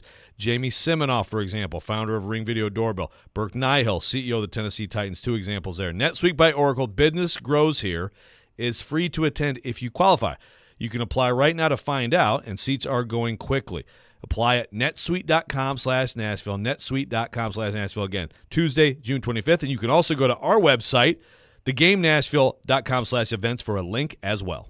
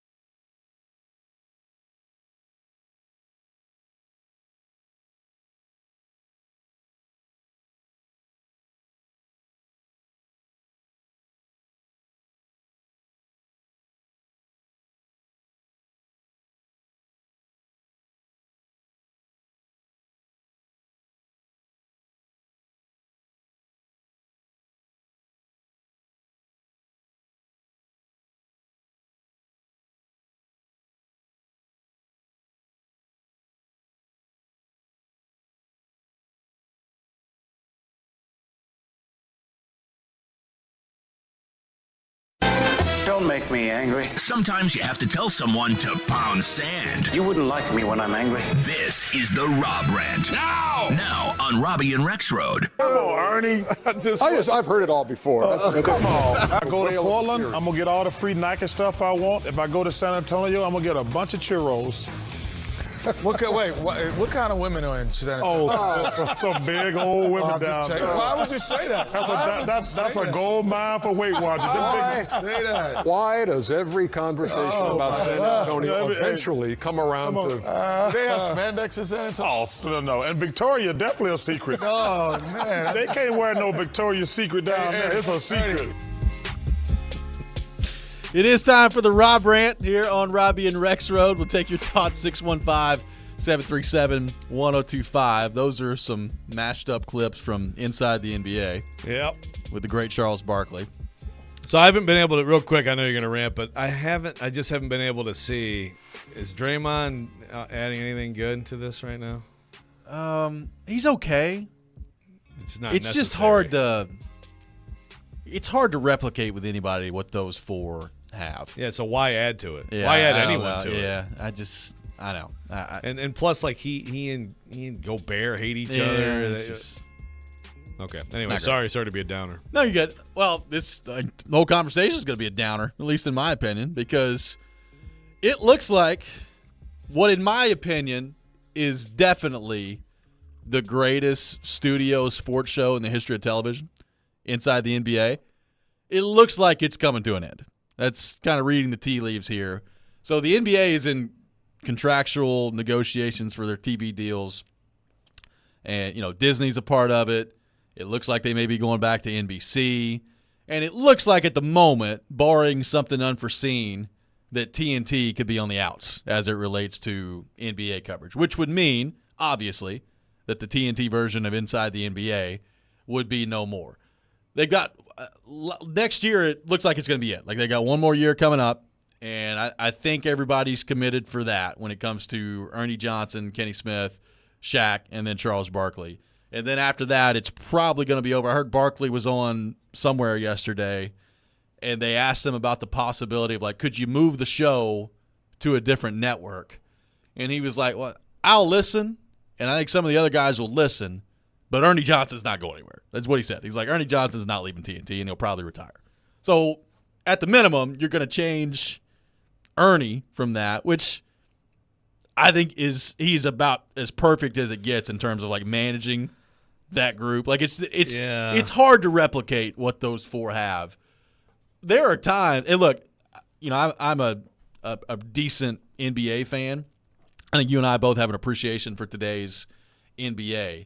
But I will say, like, most of the time, I enjoy watching Inside the NBA more than I do watching the actual NBA. Like, that's how good that show is. And it's sad to me that it looks like that's going to be coming to an end. We knew it was going to happen at some point, but it's sad to me that I think we're going to have one more year left of what I consider to be one of the greatest sports shows of all time, and that's going to be All She Wrote after that.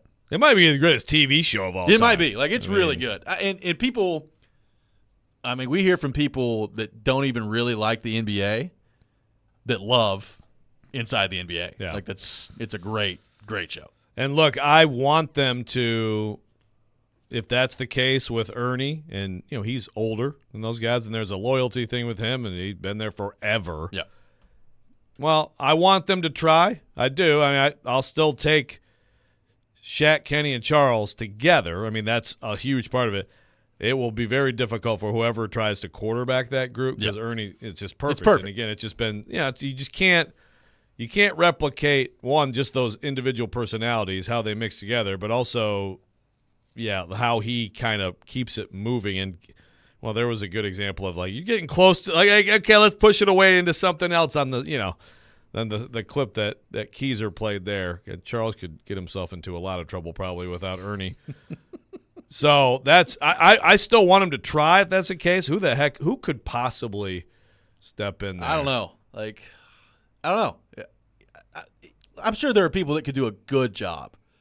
It's just going to be hard to. I mean, I'd still watch. So I hope they still. Because, I mean, let's be honest here. Like, the main, I think, attraction of the show is Shaq and Charles Barkley and kind of like the back and forth ripping that they at give each other. Yes. So that back and forth Ripping that they at give each each other. Yes. So that part probably wouldn't change, but Ernie is perfect at like knowing when to let him go, knowing when to reel him back in. Well, and like he has great one-liners slipped in there like, too. It's really good. Right? Yeah. So it's God, just not. I wish be he the would same. reconsider.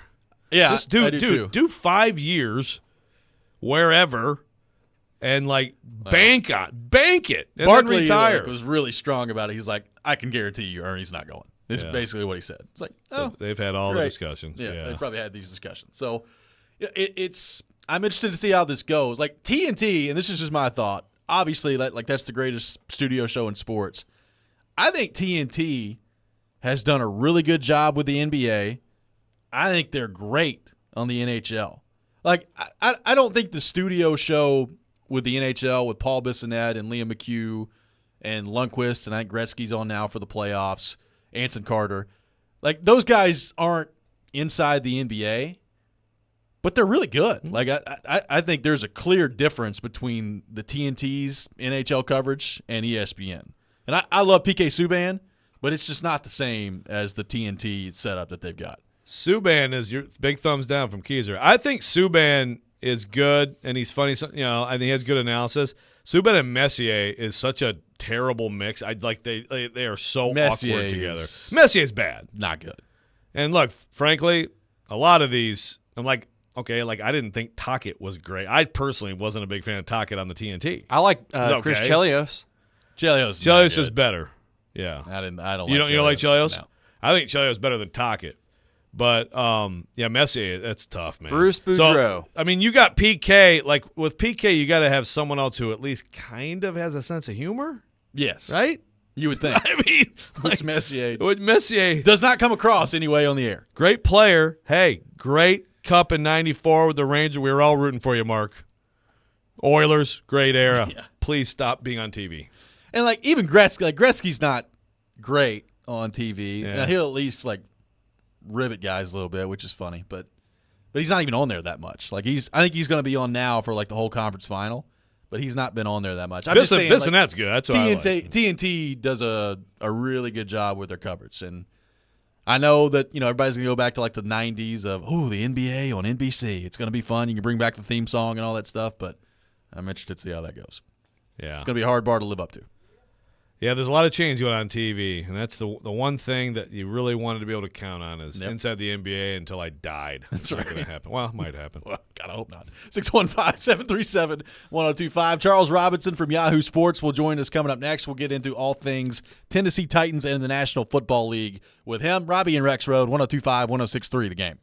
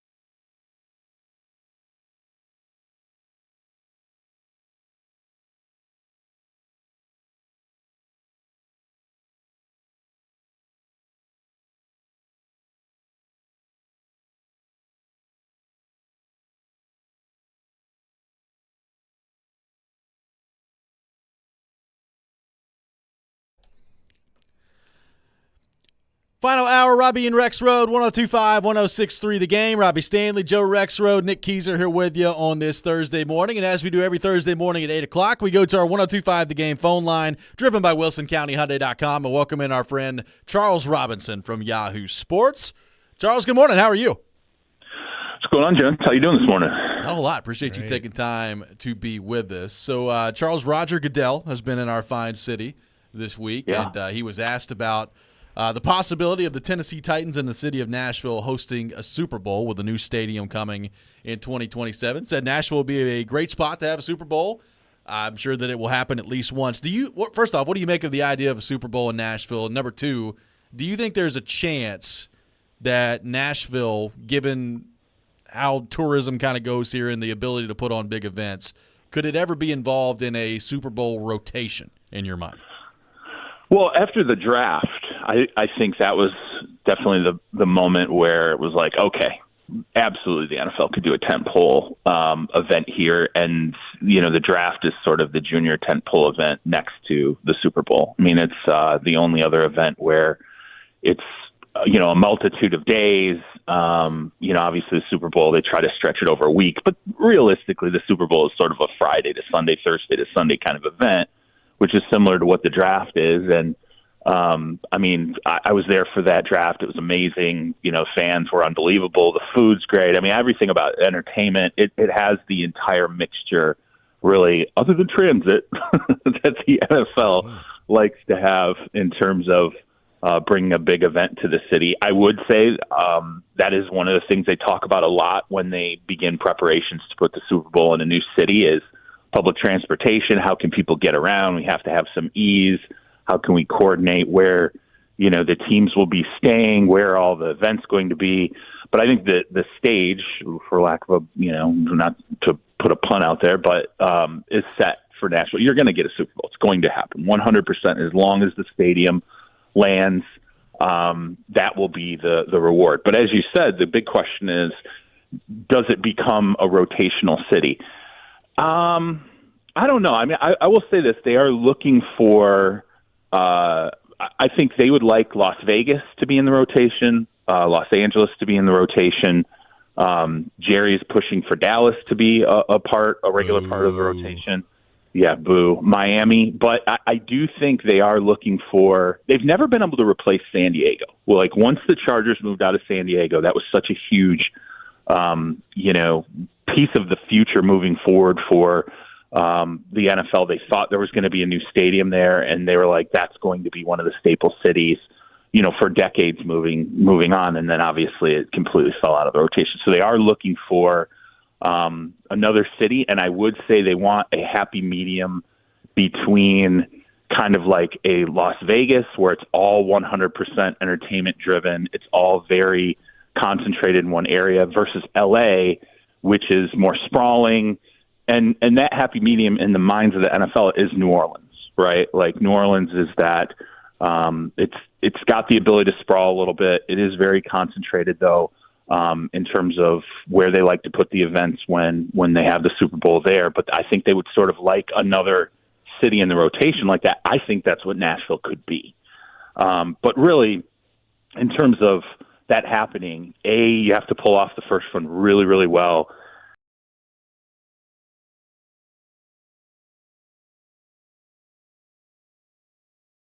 Your stadium, this new stadium, is always going to be up to date. The renovations are going to be where they need to be. That was part of the problem with San Diego, where it was just like, they wanted it to be a decade staple, but they always knew the stadium's falling apart. That's got to get resolved, and that's part of how it fell out of the rotation was the fact that ownership just and the city couldn't get on the same page. So not only city leaders, but Titans ownership will factor heavily into that. And frankly, even the fans, because you have to be supportive of, occasional measures that are going to come down the pipeline to make sure that a stadium is renovated on the cutting edge and remains there to keep drawing back a Super Bowl rotation. Well, speaking of Goodell, he's always asked about a variety of topics. He had a few words to say about that little weirdo kicker in Kansas City, but also, speaking of weirdos, Aaron Rodgers also, I guess, confirmed. Yeah. How about the Harrison Butker Aaron Rodgers show in the NFL, Charles? Well, the Chiefs kicker, it was funny because I was talking to one of our editors last night, and I was like, man, this just shows like what a kind of oddly quiet offseason it's been when Butker becomes this huge firestar. It's like, Jon Stewart does like 15 minutes of his show on it, and it's all over Fox. It's all over the typical political entrenched networks and all this stuff. And I'm like, and it's the Chiefs kicker, of course. And it becomes the question where not only are the Chiefs getting asked about it, I don't know if you saw Dolphins coach Mike McDaniel. Oh, that was awesome. His reaction he was not excited about it. Yeah, I just love how he hunched over and he grabbed the microphone in front of him. Really appreciate you asking. Yeah, I was so glad you asked me that question. But I actually thought McDaniel, it was interesting. He was just sort of the mind like, hey, if you're going to say it out loud, you better believe it, because nowadays, the way things work, you're going to get called on, what your remarks. And I don't, look, it's a reminder to me that this is a league with, when you add in practice squad players, you're talking about 2,200 players at any given time in the league. And they're capable of saying anything, thinking anything. I thought Mahomes actually answered the question pretty well yesterday when he was just like, look, a lot of different guys in the locker room. There are things you're going to agree with, things you're not going to agree with. Just got to judge them based on what is happening here in front of us and the relationship I've built over years with the person. And if anything, to me, just we're talking about Butker here, this is a window into what's coming, because this, rotation, this election cycle rotation is going to be like this. I have no doubt, and I think that was the first thing that crossed my mind was I was like, okay, this is the first time we've seen a player wander into whatever his personal thoughts are, his whether it's religion, whether it's thoughts on society.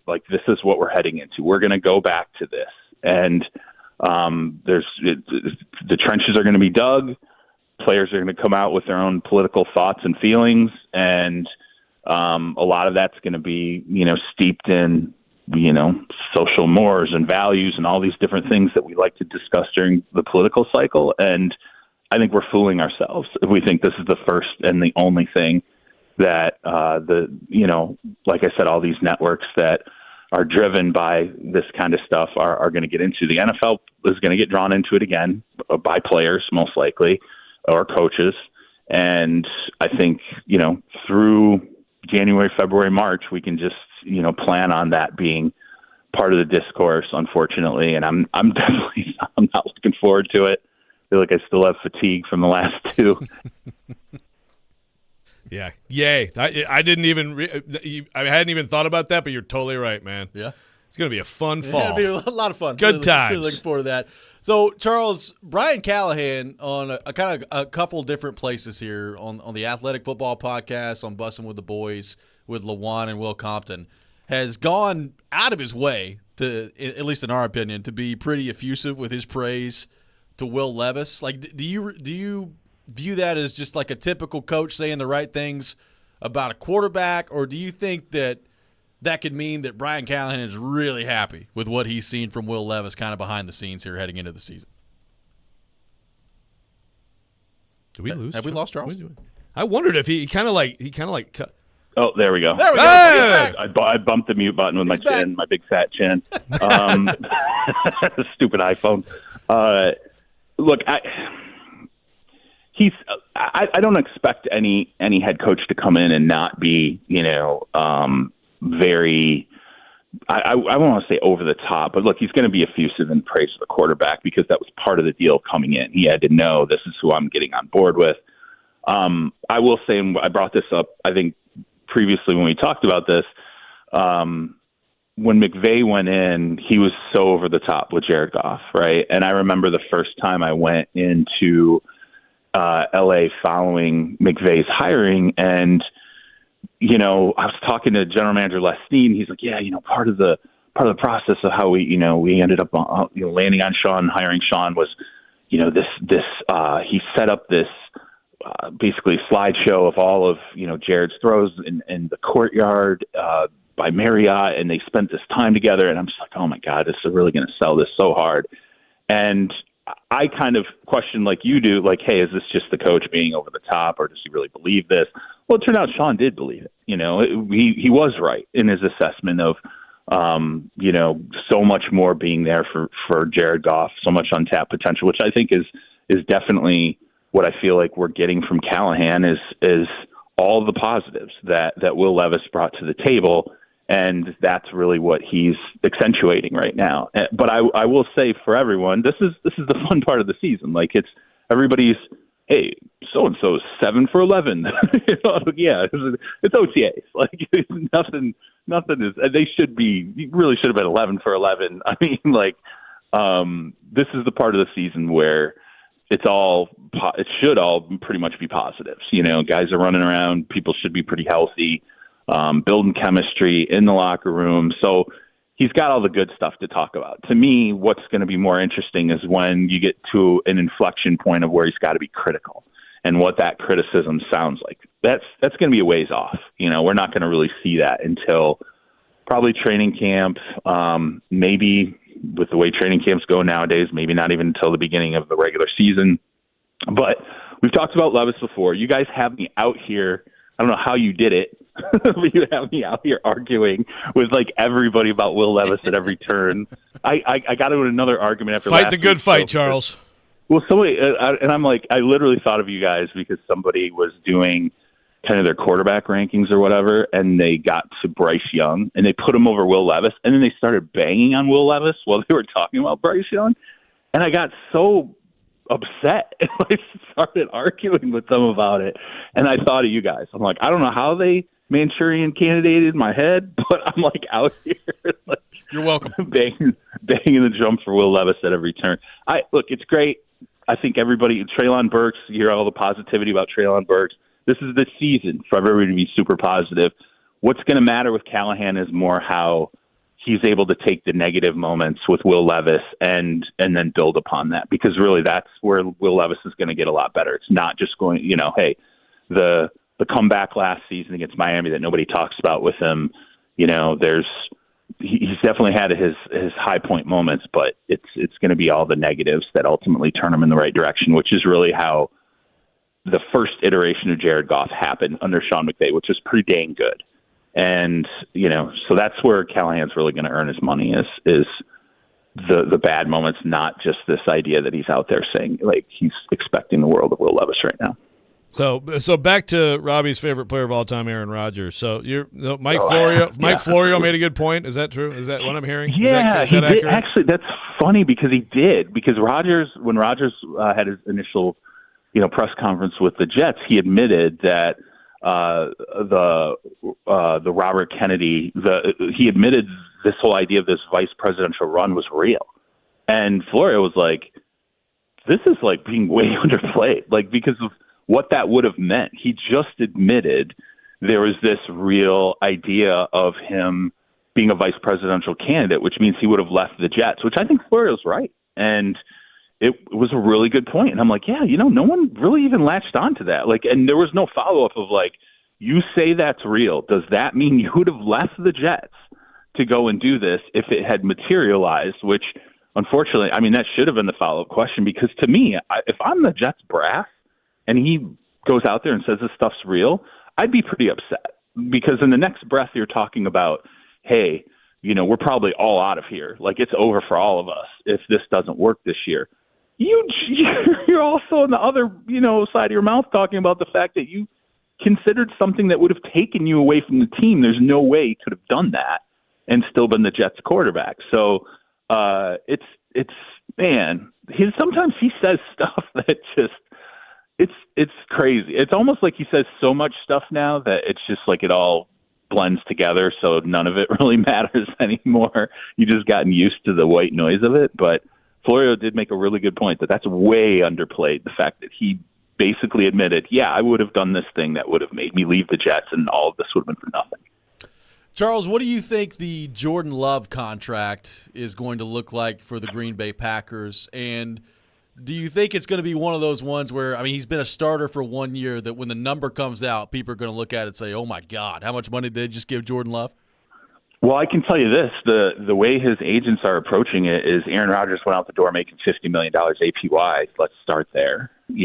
So the idea of Jordan Love not being a $50 million a year player, that's a non-starter for his agents. I think it's the same with Tua.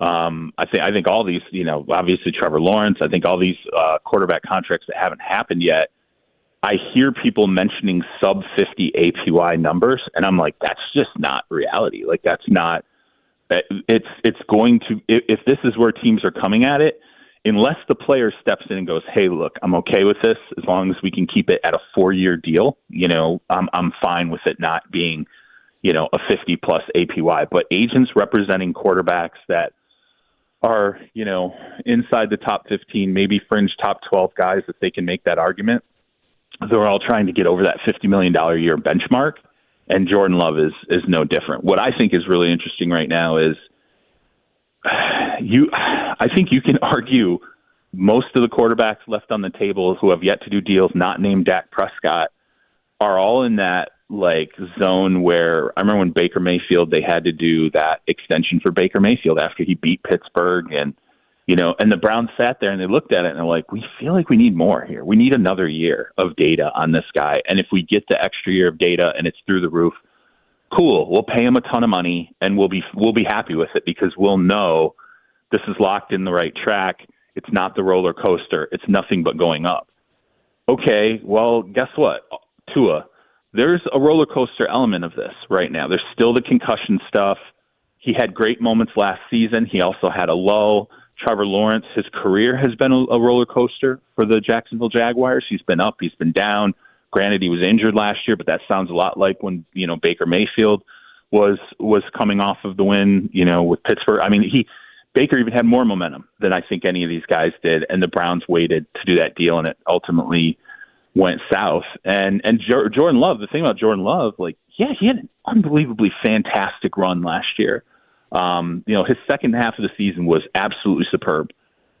Okay, is that enough to say, yeah, we're going to do a deal where it's going to be $200 million plus over 4 years. There's going to be $50 million APY. The guaranteed money is going to be $120, $140, $170. I mean, that's another one of the big arguments is how much of the money is going to be guaranteed in those 4 years and how far into the 4 years is going to be guaranteed. They're all in the same uncomfortable spot where I think there's some projection here involved. And, I wouldn't be surprised if these quarterback deals all dragged into, mid-July, butted up right against training camp, where we're still wondering if the deals are going to land. And I also wouldn't be surprised if there's one guy out of the mix where it does not get done, where they say, we'll just go through the next year. And if we have to franchise tag somebody or pay them more after 2024, we're willing to do that. All right, real fast. You mentioned three guys that I think that they're all very interesting. I want to put you on the spot, Charles. Trevor Lawrence, Tua, Jordan Love. You have to go with one of them and give them the world to be your quarterback for the next 5 to 8 years. Which of those three are you choosing? Trevor easily. That's a quick answer. Yes, because year one, I think, was ruined by Urban Meyer. It was an abject failure, disaster, coaching staff. Everything was wrong. Year two, they finally went in the direction that it was supposed to go, got with the right coach, built on the experience. Year three, it was injuries. And I think it was more than just the injuries we knew about, okay? And I think on top of all of that, too, they're still trying to figure out building the offensive pieces around him. We talked about Calvin Ridley not being used correctly when he was there. So there's still, I think, other things around him that are affecting him. And so to me, when I go with the overall body work all the way back to college, he's been a high-level player for forever in football. I still think a lot of the failure has been a function of injuries and some of the surrounding things that are going on. Do I think he's going to ever reach the astronomical first ballot Hall of Fame player? That's a whole different conversation. But in terms of the most safe guy out of this group, who I still think has a pretty high floor and a decently high ceiling, I still think it's Trevor. What about Lamar Jackson front? Apparently he's losing some weight, Charles. So you got him going down, I guess, to 205 now. At this point. Charles tweeted out the combo. Didn't you tweet out the 2 pictures? Yeah, it's pretty wild. So, there's talk about him getting faster, which is scary to think about. I also think about what happens if somebody, actually hits him. What do you make of the Lamar Jackson weight loss part of this? I think the part of the conversation he's not talking about, and he probably will as we move forward, I'm sure there will be more depth that comes out about this. I think he felt like he was taking bigger hits, that he was part of the problem was he didn't feel as elusive or agile. He brought up the whole phrase of being more, agile. I think he felt like with that added weight, he just was not moving the way that he had moved earlier in his career, and he was actually taking bigger hits. And I think that Todd Monken's offense, what ended up happening was way more tempo driven. They, probably won't admit this, but I think there were probably times during the season when maybe there was some fatigue factor, and some of that also had to do with carrying more weight, just being a bigger player now. And he was lighter last year than he was in 2022. I talked to somebody close to Jackson, and he was like, I said, give me the zone, where he was. He was like, between 230, 240. I'm like, okay, that means probably 240 plus. At times when he bulked up. And so I think part of it is just trying to fit into what the new offense is. He's asked to do a lot more at the line of scrimmage. I think he feels like he's more elusive at that lighter weight. His first MVP was at that much lighter weight. Where he is now, it's probably not where he's going to settle in at. I would expect he probably gains a little bit more weight as he heads toward the season. But yeah, physically you could see the difference was pretty dramatic. And one thing I will point out, I wrote about this, all these other quarterbacks, high-end quarterbacks did this. Aaron Rodgers thinned out over the course of his career. He was a much thicker player, earlier in his career. And as he got older and he started to adjust his diet and how he felt physically, he liked himself at a lighter weight. Tom Brady, same exact way. He added a lot of weight when he came into the NFL, and then he changed that weight pretty dramatically down the stretch. That all started in his prime. Drew Brees, same deal with Drew Brees. Even Ben Roethlisberger, who, when I would go into Steelers camp every year, he was fat. Every year it was oh my God, Ben's so fat. He's so fat. He showed up so fat and out of shape. And then toward the end of his career, I remember showing up and I'm like, whoa, this dude's lost a lot of weight. He's already coming into camp in shape. And Roethlisberger admitted, it's just how I feel. I want to come in feeling like I'm in better shape. And so I think some of that is how it's just a response to how Lamar feels. And I think we talked about this in the past too with him.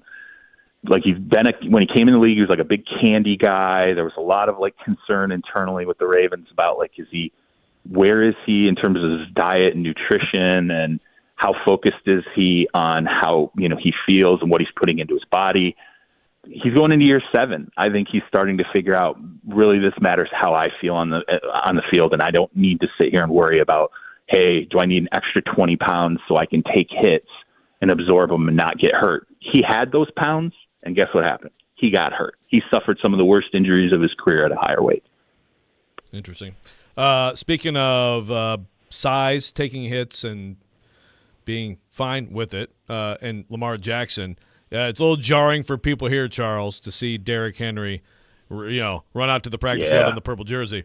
Anything you've heard at this point, or any sense for just how they might adjust or how they might accommodate him, or how you think it might go with him there?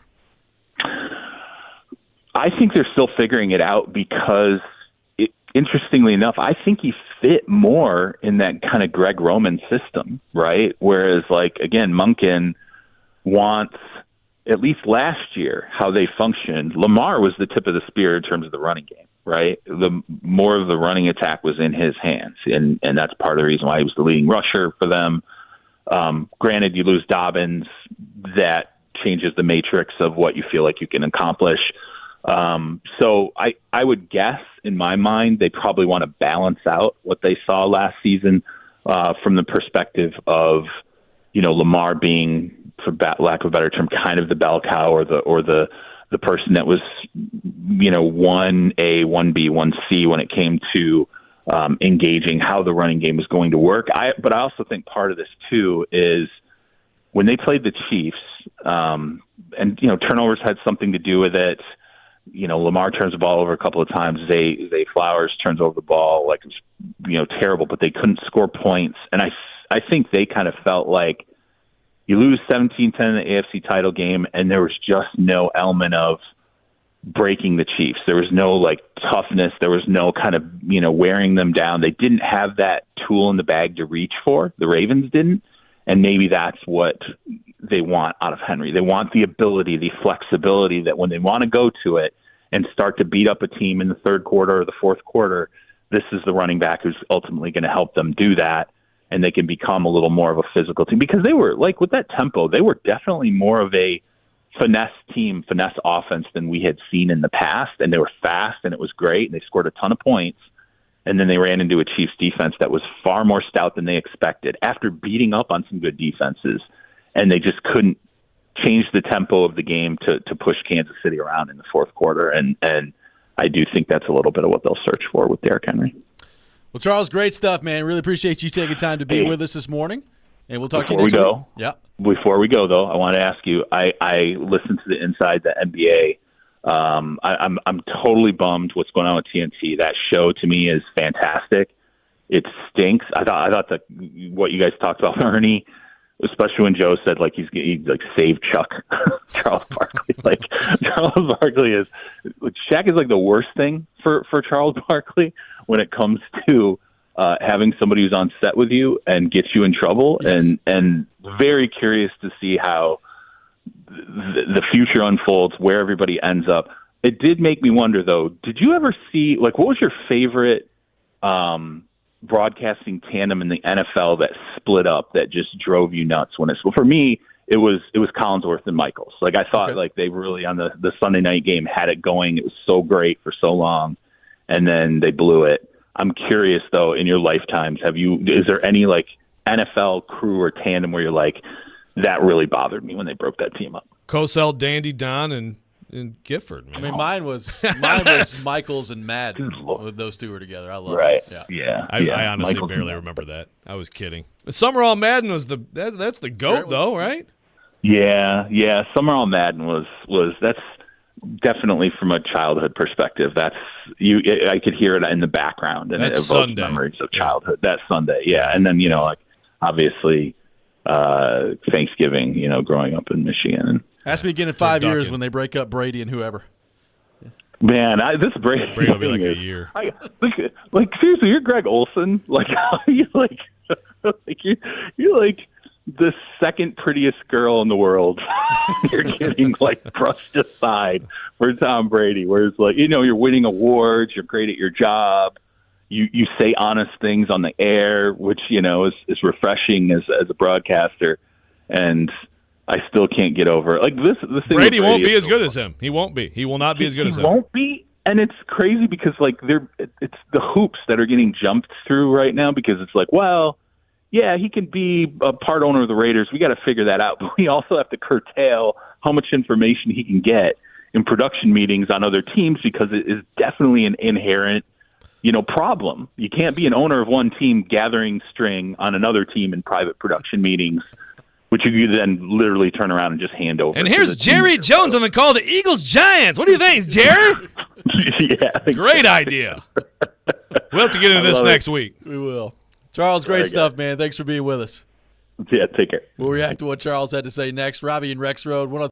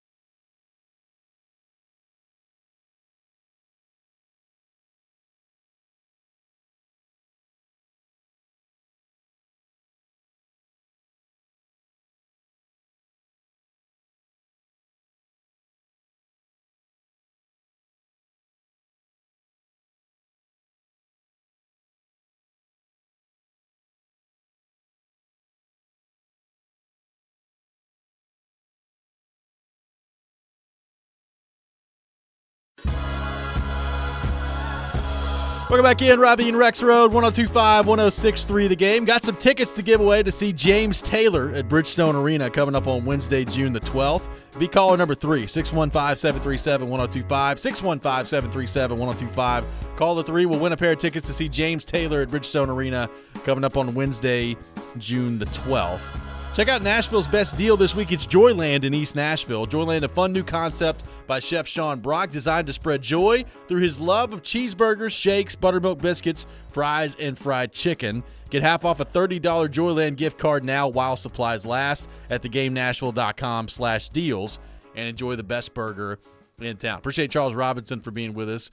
What do you make of the money that it looks like Trevor Lawrence, Jordan Love, Tua in Miami are about to make, should those teams decide to go with those guys? I think all of them are probably going to end up with a contract around $50 million per year, which is a lot of money, but that's kind of the name of the game at that position in today's NFL. What do you make of that? Well, first of all, just the conversation of that does bring me to the cap. And like the fact that, these numbers sound huge, but it's not a big deal, man. Cap's going up. Cap is real. It is. But it is malleable, and it's the cost of doing business.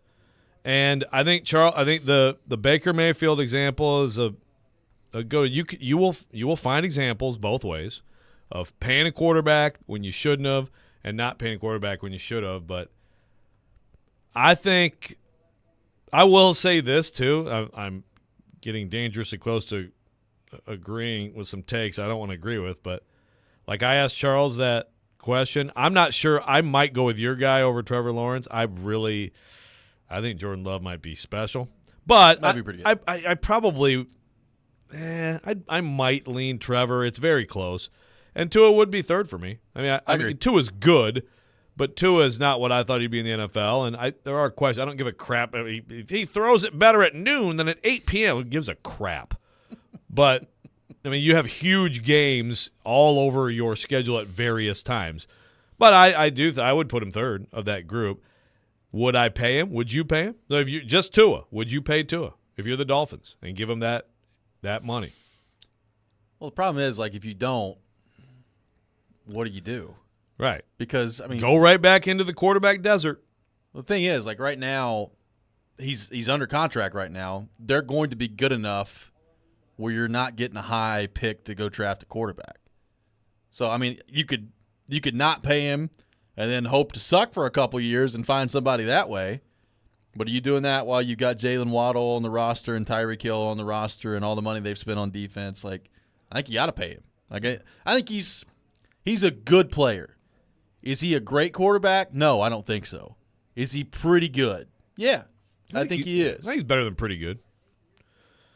But good. Okay, so if it's good, do you pay a good quarterback that kind of money? I think you probably do, and you have to try to build a great team around a good quarterback. That is the more feasible way than we got to find Pat Mahomes. Maybe the Bears have found him, and that's good for them. I honestly kind of feel the same way about Trevor Lawrence as I do Tua. I think he's a good player.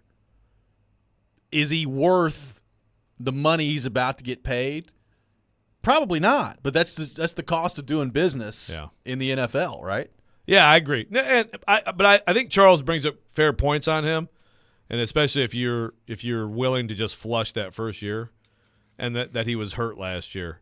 All that said, okay, but even the second year, I didn't think, oh my God, he's about to take over this league. Right? Look, I get it. He was obviously banged up last year, but to me, if you're healthy enough to play, then you're healthy enough to play. Sure. People play hurt all the time. Yeah, that absolutely. So you have to judge that part of it. He was out there and playing, and it didn't go very well. Yeah, but it was going quite well early. So how much of that was that? That's what you have to try to figure out if you're the Jags.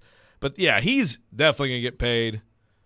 I think they all are. I think Tua would be the most question. But, again, so then you can be like we were just talking during the break. You can be like the Steelers. And so you go get damaged goods Russell Wilson and damaged goods Justin Fields and see what happens. And maybe it'll work out. But think about that if you're the Titans. Let's say Will Levis is really good 2 years from now. How much money is he going to make? All right? Yeah, it's going to be astronomical, the amount of money he's going to make. Yep. So if he is, right now would be a great time to have a whole bunch of good players around him. It would. Because there's a cap.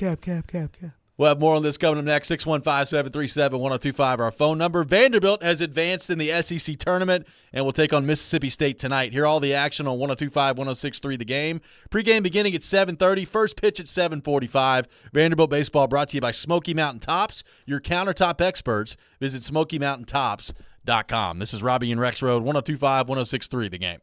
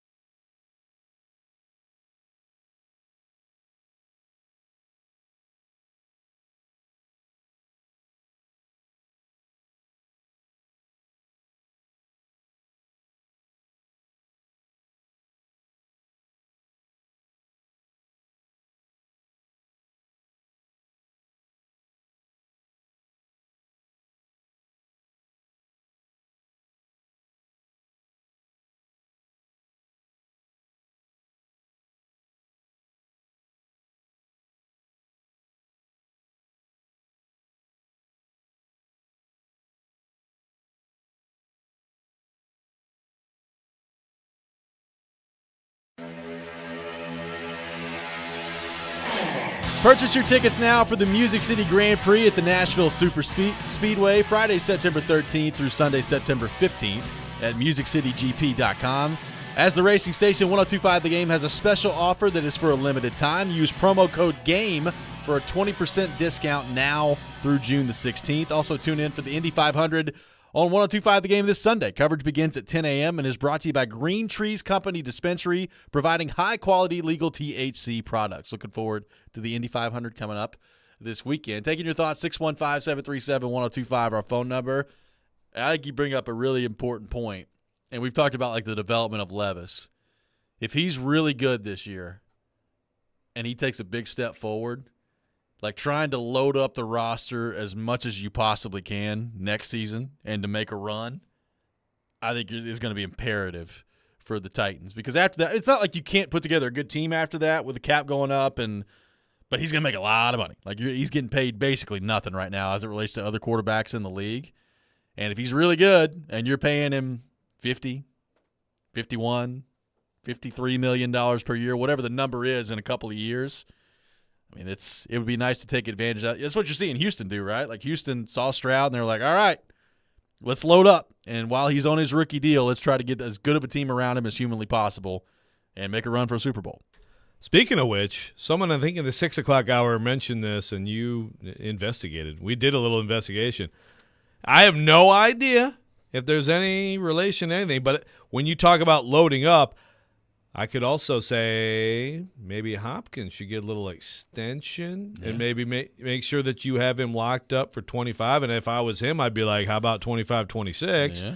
And he's taken all signs of Titans involvement away from his Insta. Is this correct? There is no evidence of him in a Titans jersey on his Insta. Now, granted. Did there used to be? That's what I'm trying to – like, I did not monitor DeAndre Hopkins' Instagram account. So I couldn't tell you like how much Titan stuff he had on there to begin with. But we did have somebody text in earlier and say, oh, guys, Hopkins, he's deleted all the Titan stuff off the Instagram. And I went and looked, and there's no evidence that he plays for the Tennessee Titans on his Instagram. Is it possible if he has done that, maybe that does say something about an extension he'd like that they right now aren't willing? I'll speculate wildly. Or – maybe he's sick of Paul Kaharski asking questions, and if he acts like he's not on the Titans anymore, Kaharski will leave him alone. There's a lot of possibilities with this. There's a lot of ways it could go. I love how, even if this is like not what Hopkins is doing, we've seen guys in the NFL do this. I am disassociating myself. Like Kyler Murray did it in his contract negotiation. Right. AJ did it with the Titans. Like, I mean, I think this is an agent suggested delete strategy. It all. Yeah. Like let them see what life is like when you're not in their uniform. Yeah. I guess. Right? To which if I'm in the front office, I'm like, okay, thanks. Appreciate it. Yeah. You start freaking out. Everybody's running around the office. Ah! It's like pure panic. He deleted the photos off the Instagram. What do we do? Yeah. What a time we live in. What a time. But we're going to need more investigation on this. I know someone here who I think is going to put on that detective hat and get cracking today. I bet it could happen. Let's get it done. Hope everybody has a great weekend. I am gone tomorrow. Paul Kaharski will be in for me. Oh, my God. Are you kidding me? There's a nice bleep burger for me to chew on at the end of the show. Hope everybody enjoys it tomorrow. I'll see you next week. Enjoy the show tomorrow. We'll be back. Chasing Big Joe up next. 102.5, 106.3 The Game.